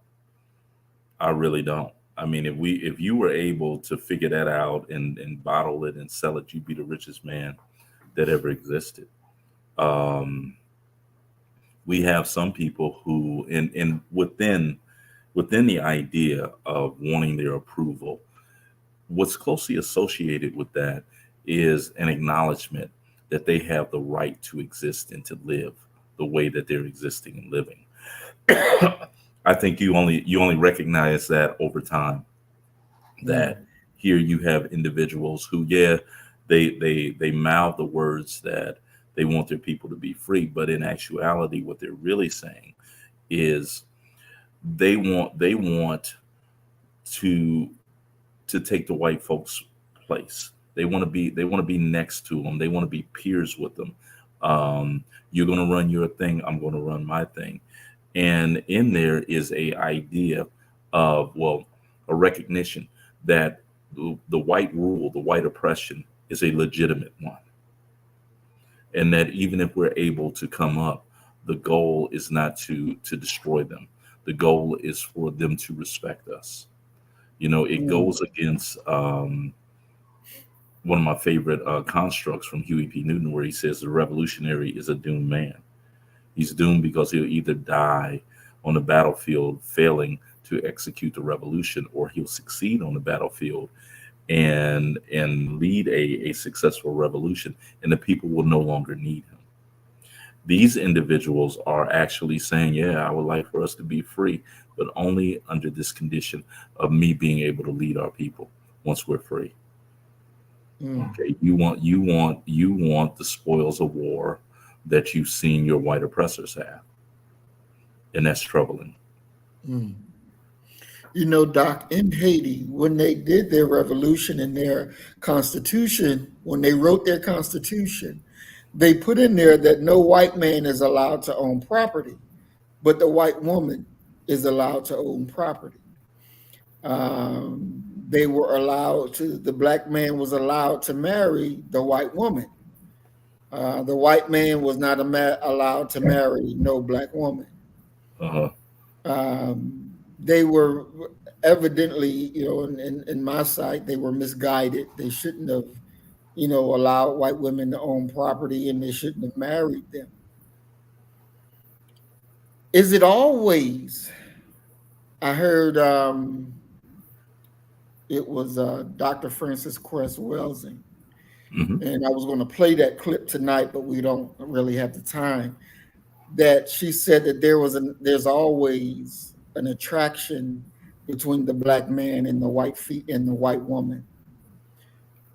The black man's attraction is because she's laid up as the woman to be, when you're not nothing unless you've had that woman.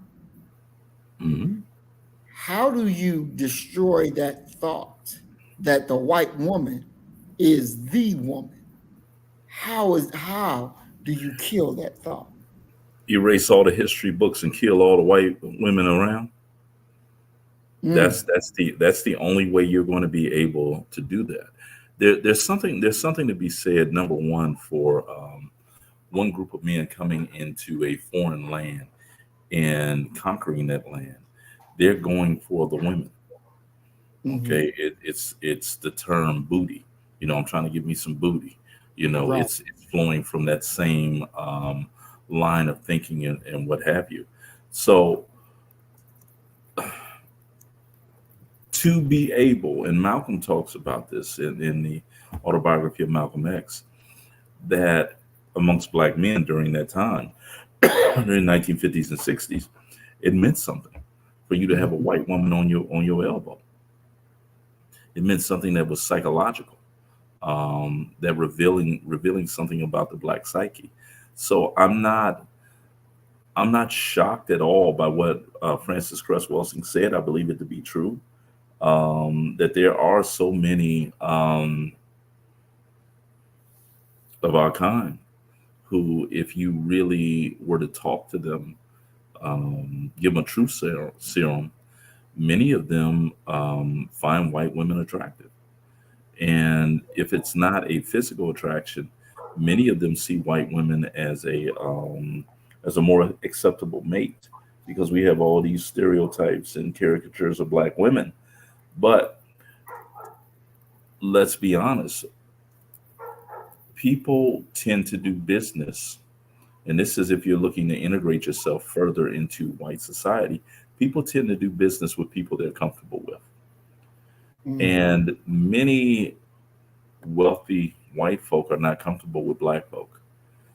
That white woman could very well be the smoothing over factor, the welcoming factor that could get you into some places that you couldn't get otherwise.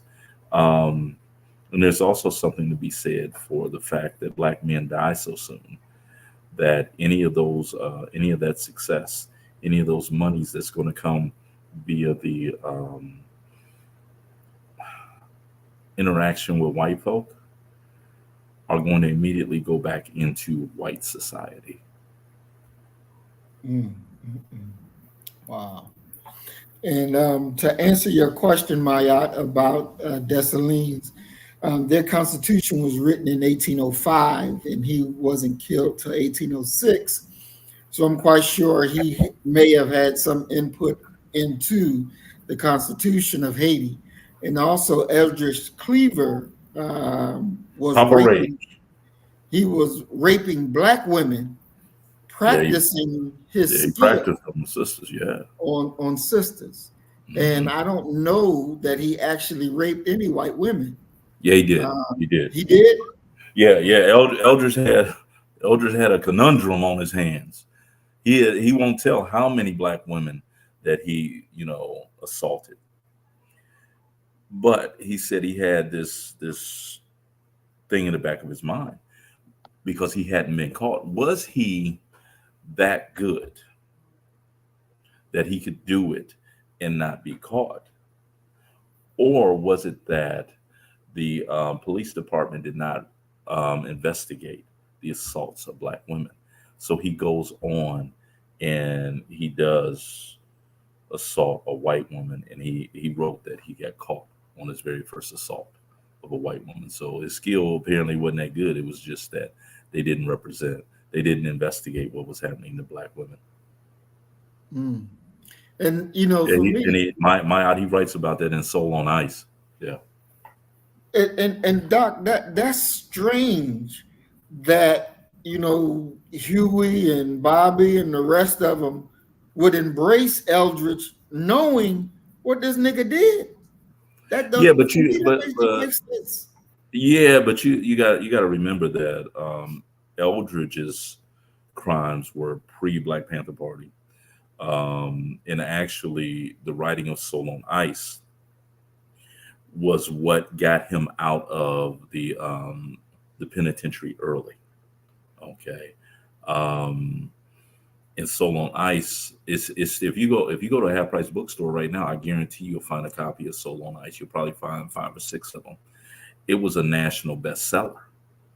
And what Eldridge was doing is, you got to give it up to him. If you go back and you listen to Huey talk, Huey's from Louisiana with a high pitched nasal voice.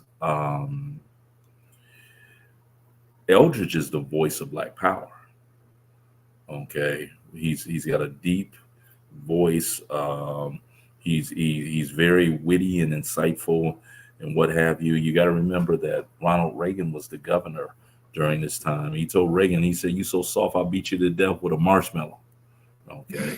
The infamous quote, "Fuck you, Ronnie baby." He's still on probation, speaking at California state universities, antagonizing the governor. But a big part of that is quite simply the royalties and residuals that Eldridge was getting off of Soul on Ice, and his speaking fees. He gave that to the Black Panther Party, and he became their minister of information. And he's the engine behind the initial writings of that we know as the Black Panther Party newspaper. Interesting. Wow. So and just one more question. I know we're at our time, but when Eldridge and Huey were going at it with each other, was that one of the low lights of Black America? The same as when Jackie Robinson and Malcolm was going at it with each other. Du Bois and Garvey. But go ahead. Now, was that FBI provoked, or was that ego provoked?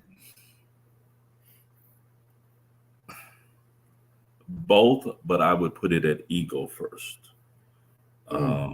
You have to just understand who they are, and they have a fundamental difference in their view of what we're going to do as a people to become liberated, the path to liberation. Huey, and you think back when we had that question about warriors, who we consider to be warriors, and I said Eldridge and not Huey. Huey wants to embed the Black Panther Party within Black America. He wants to do community service programs, sickle cell anemia, free breakfast, free lunch, shoe giveaway. He says we need to teach the people how to liberate and free themselves. Eldridge didn't see it that way. Eldridge wanted revolution in the streets immediately. Okay. And Huey said our people get slaughtered if we do it that way. There's this great quote that I actually used in my book by Kathleen Cleaver, Eldridge's wife at the time. And she says that Huey P. Newton, Bobby Seale, and David Hilliard need to be brought up on murder charges. The victim, the Black Panther Party. Okay. And so you got these two personalities. And then when you had the shooting that led to the killing of Lil Bobby Hutton, and Eldridge goes on the run. Eldridge goes to Cuba. Then he ends up in Algeria.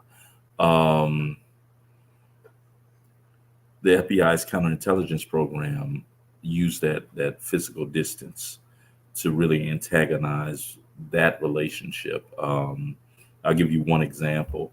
There was a trio of Panthers who were going to Algeria to meet with Eldridge. The FBI sent a counterintelligence program, a bogus letter that informed Eldridge that those three Panthers were actually coming there to assassinate him and his wife. Eldridge believed it. And Eldridge kicked the three brothers out of the Black Panther Party and never explained why he did it. If you look at FBI notes about that moment, they're celebrating of how successful it was.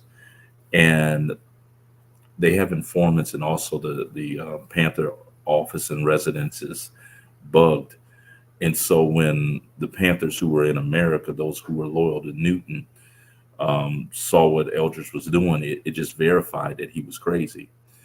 And so they took those recordings and created another letter, sent it to David Hilliard, which basically regurgitated what it is that they said after Eldridge kicked them out, that he had went crazy and this and that.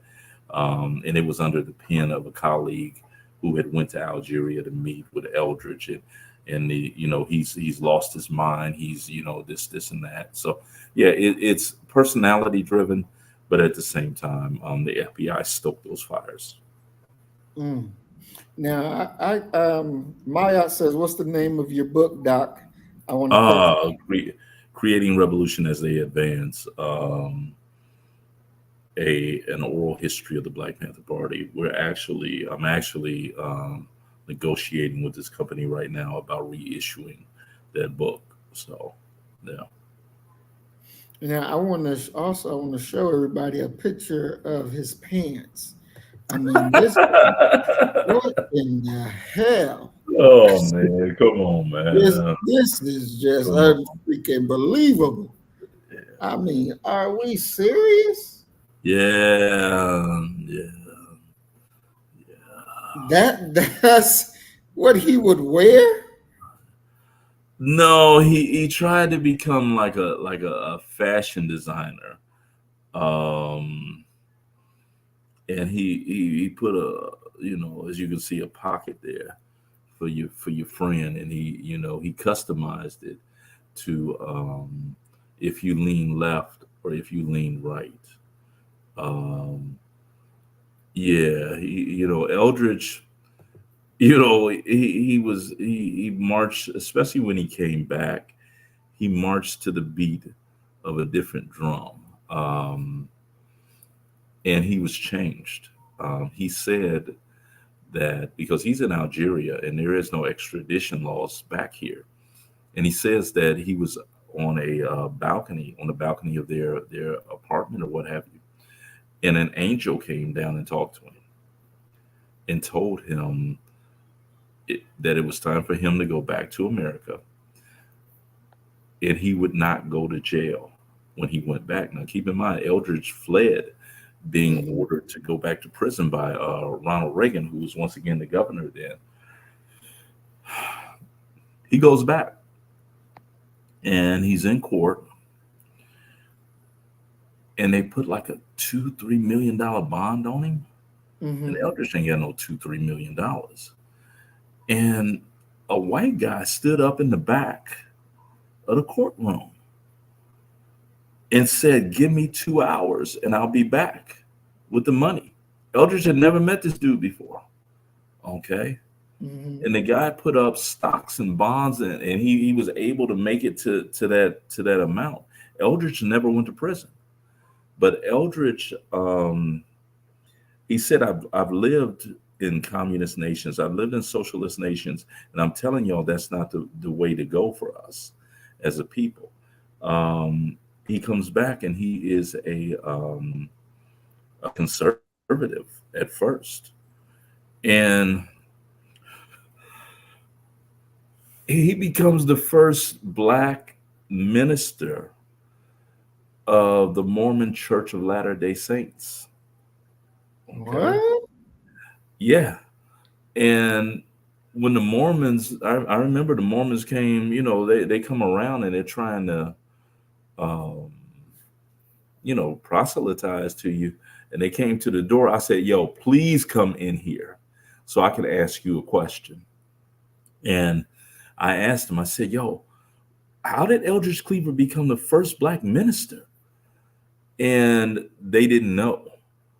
They said, "But what we'll do is whoever their chief poobah is in the Church of Latter-day Saints," they said, "we're going to tell him, and we're going to take down your address and ask him to come by here and see." And the dude came by, but he didn't know. But yeah, Eldridge became a Mormon at the end. Yeah. Eldridge had a very rough life, man. When he came back, a very rough life. Eldridge, Huey as well. The last man standing is Bobby Seale.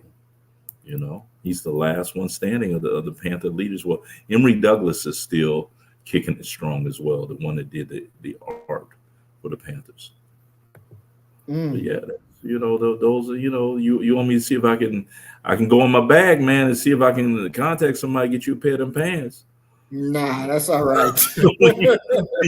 next time you got to go up there to see the man, see the white folk. You slide on in there with a pair of them pants on, it'd be good to go, brother.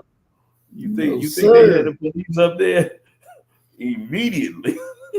But yeah, Eldridge was he was a different cat. He was a genius, writing wise and what have you. But he had some moments, man, some very serious moments, and it's one of the things that for me, like, to go back to the cost of freedom.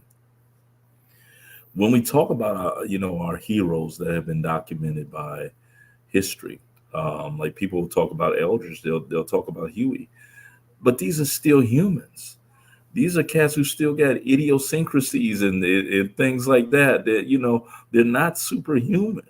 They're trying to figure it out the same way that we be trying to figure it out. So yeah. But that's the brother had he had some issues. Yes, he did. He did have some issues. Lord have mercy. Definitely. But Eldridge, honestly, Eldridge was the money man. If you wanted something done in Oakland, you had to kind of go see Eldridge, because Eldridge had a close association with white radicals. It's them same white radicals who got him released from the penitentiary early, got him that job at Ramparts. They took care of Eldridge. Papa Rage. We called him Papa Rage because he was like 28, 29 when he joined the Panthers, and they were like 18, 19, 20, 21. So he was the old cat. Yeah, he was the old cat. Papa Rage. Yep. Wow, that's very, very interesting. Yeah, very, my man, Eldridge. Wow. So and let me ask you this. I was thinking about this earlier this week when I was watching Soledad Brothers and Angela Davis. George Jackson. Why, like now, the same stuff is still going on, but Angela Davis, you don't hear too much out of her. Every now and then she'll be on Democracy Now! And they'll interview her every now and then. She old, man. She old, and she, she old, and she's not really, she ain't really. She's a prison activist. I'll say that. She's not necessarily a black activist. Right. That's correct. That's correct. So what was it, dealing with the FBI that made her turn around from the black and go prison? I mean, what was it? What wore her down? What wore Bobby Seale down? What took the damn fight? Them two different issues. Angela, and you got to remember, Angela Davis was never a Panther. You know what I'm saying? She was a part of the Communist Party. She ended up, the legend is they were married, her and George Jackson. I'm not sure of that. Jonathan Jackson, I've showed you that photo of Jonathan Jackson, the man child going up into that courtroom and taking the judge hostage and what have you. He was her personal security guard. She's a communist, man. And she goes into the universities and she teaches. That's kind of, what we want Angela to be is what we wanted Huey to be. And that is this firebrand black powerite. They're intellectuals. They're not, they're going to sit up and talk about theory in the rise of communism and in things like she's a communist. Okay. Mm. Super smart, super, super smart, but she's not necessarily black folk by and large. And this is one of the problems that we have in our remembrances of the Black Panther Party. The Black Panther Party is not even black. Black Panther Party is red. They're reading Mao Zedong. They're reading Che. They're reading Fidel Castro. They're not resting upon a literature base that is even predominantly black. I mean, you look at maybe Robert F. Williams, Negroes with Guns. Mhm. Huey talks about that being a influence to him, but you don't, they're not who we have, because Angela Davis, when you really think about it, and she talked about this. I heard her at a lecture, and she said, just imagine being reduced, your image in the historical recollection of you being reduced all the way down to a hairstyle. And she was so much more than that big afro. Mhm. Um, she's going to move in different circles. She's a communist. She's going to be over there with the white folk, with the communists. It's just what it is, And then there has to be a a disappointment, a realization that we lost. That moment in the 60s when anything was possible, we still lost. And that's got to stick in her craw. There was no communist revolution that occurred. Regardless of what Angela wanted, what Huey wanted, what Eldridge crazy ass is talking about. Okay, we failed. We lost that one. George Jackson got killed in prison. You had the Attica prison uprising. Okay, with all of the organization, all of the energy, all of that going on, they still defeated us. And so, what do you do um, to the brokenhearted? You go ahead and you go off to yourself, and in many ways, suffer under the toil and the shadow of we made it better, but we didn't succeed. And your time is up. Her time is up. So to look to her um, as being something that could be inspiring to our people, I don't see it. I don't see it. She's Mm. over there with the mother folk. Mm. So it's true that she's in a relationship with a white woman? I don't deal with people's personal stuff. I don't know. Mm. I don't know. You know. Wow. Yeah, this thing I'm looking at says she came out that she's a lesbian in '97, and she was married to Hilton Birthweight. So yeah, That's she that's may that's not be that, look here. married still, That's above my pay grade, brother. I know nothing mm, about. I don't. mm. A lot of people were after Cornell West for the same thing. I don't know. I don't know about their personal dealings, and me not knowing. Certain questions I don't ask. You Mm. know, it doesn't matter to me. So you said that Jonathan was her bodyguard. So was Jonathan Yeah, that was was in her the personal body. communist? He was in the communist thing with her. No, Jonathan Jackson is very much like his brother. Their connection is going to be George. You Hmm. know, and you gotta you gotta remember that there's a lot of moving parts. Um, like we were talking earlier about when Jonathan went up into that courtroom, and Hmm. the brother went in there by himself, and the Hmm. reason that he went in there by himself is because the story that some of the Panthers told me off the record is that they were supposed to be there with him, and they didn't show up. They refused to go up in there, and so he went up in there by his dammy. Okay.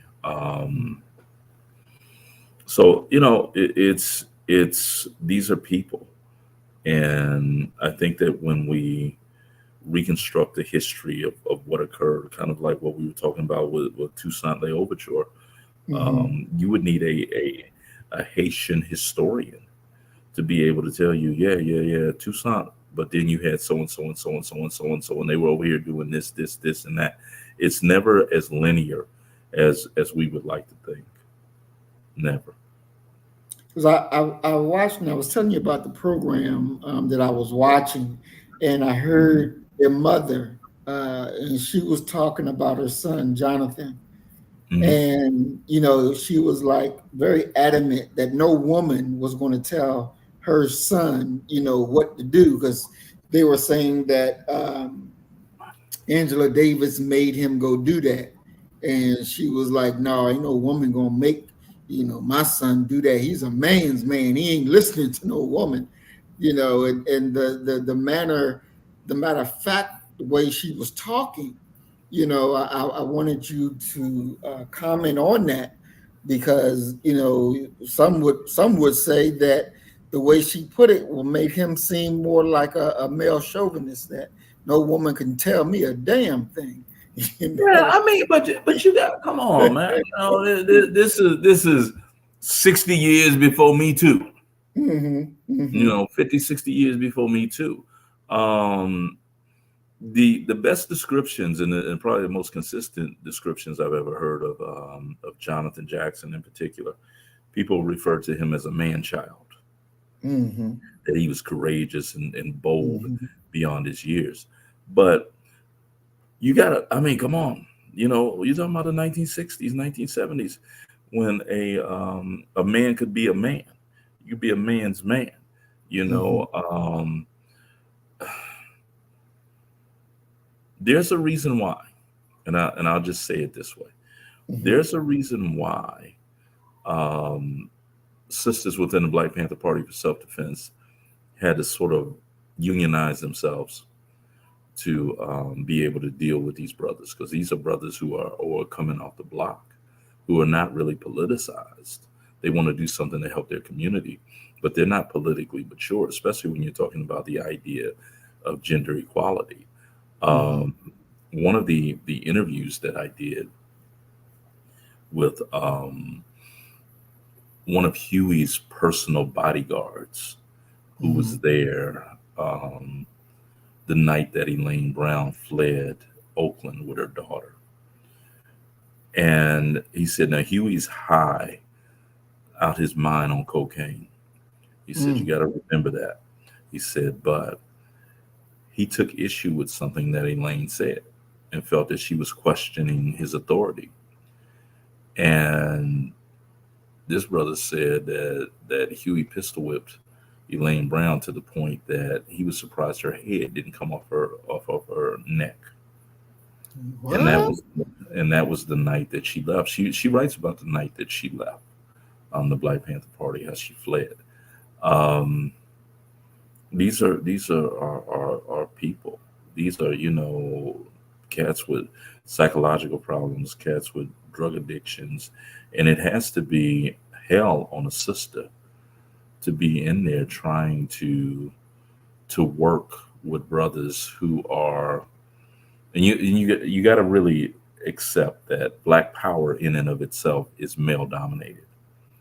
Okay, just the way it's even talked about is still male dominated. It's one of the reasons why you're going to have womanism rising up, because one of the overarching questions that has to be asked and answered by Black women, and I believe that if you were to ask this question in 1865, you would get a different answer than you would get in 1965, with the Panthers being formed on October 15th, 1966. Um,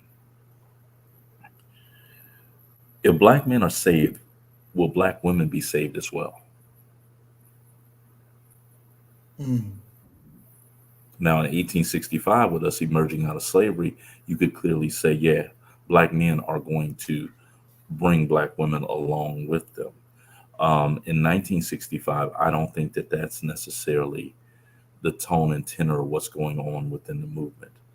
That you have a lot of Black men who are seeking to become rulers and patriarchs um, of their community in the same way that they've seen white men do within their community. That our structure, and this is one of the one of the things we don't talk about publicly, but Black men's structure and understanding of what a family looks like, the family structure,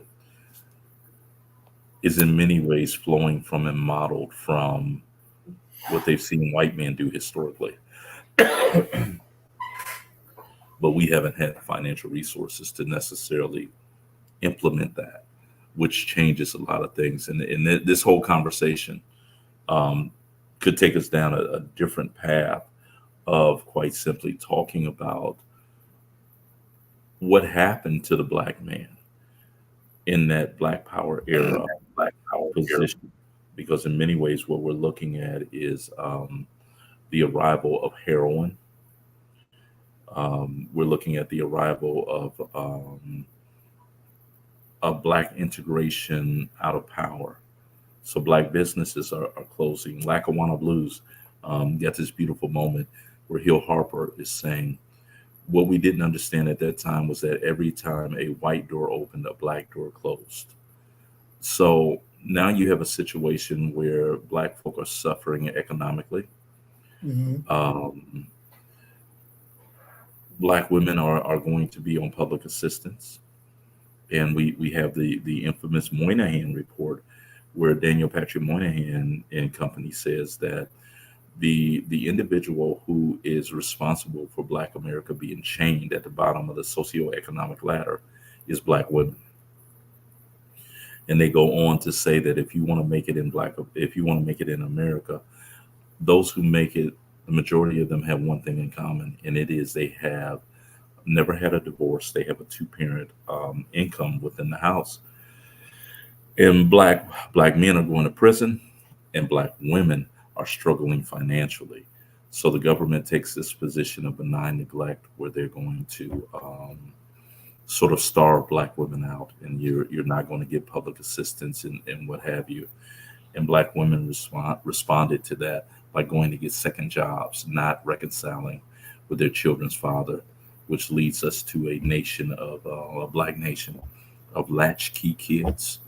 The father's not there for a host of reasons, and I'm not saying that the Black woman kicked him out, um, but the father's not there, nor is the mother, and we have a problem, and that's the 1970s.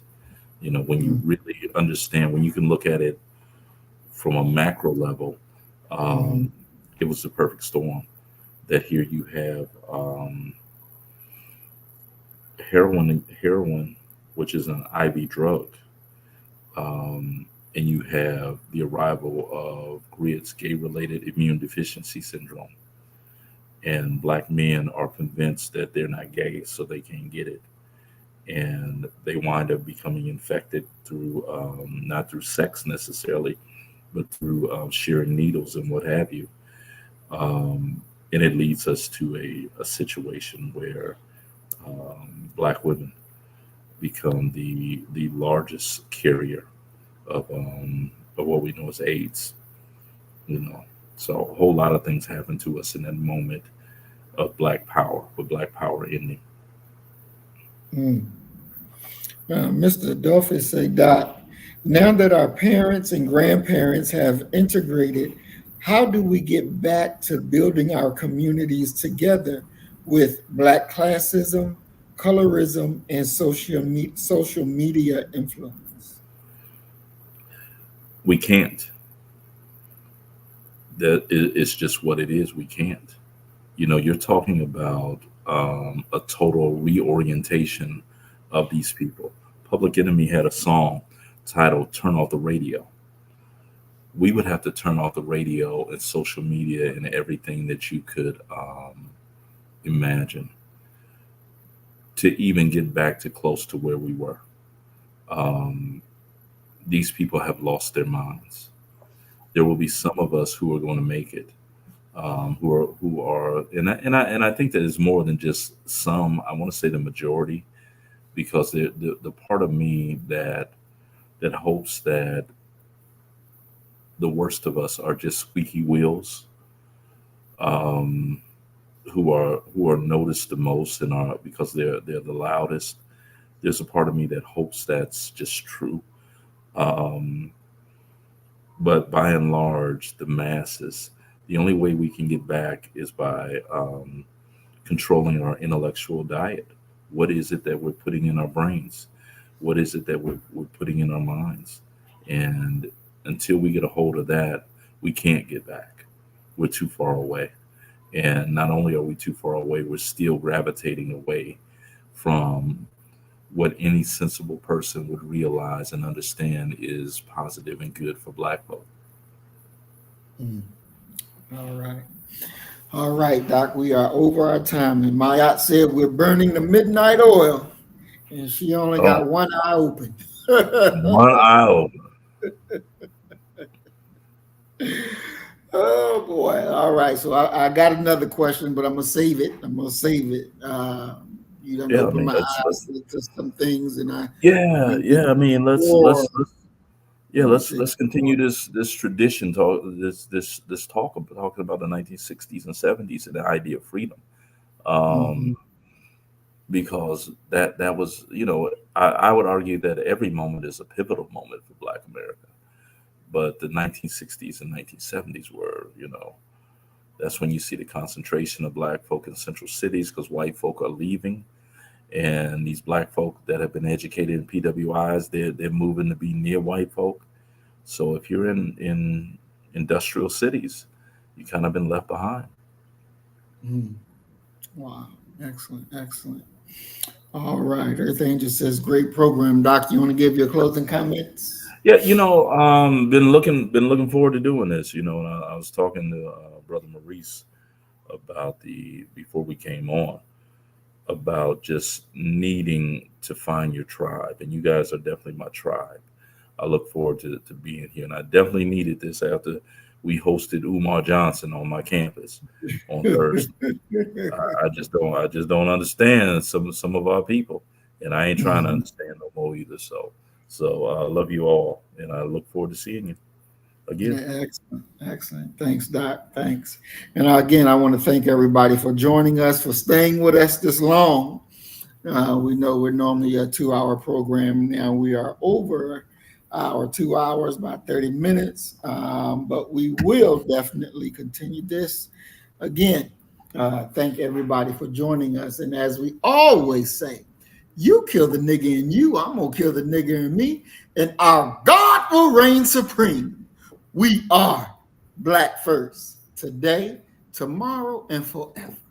Love you, family. Peace and blessings. Assalamu alaikum. Shalom. So you better get the message and get it straight. You're going to need some bridge work. It's simple as that.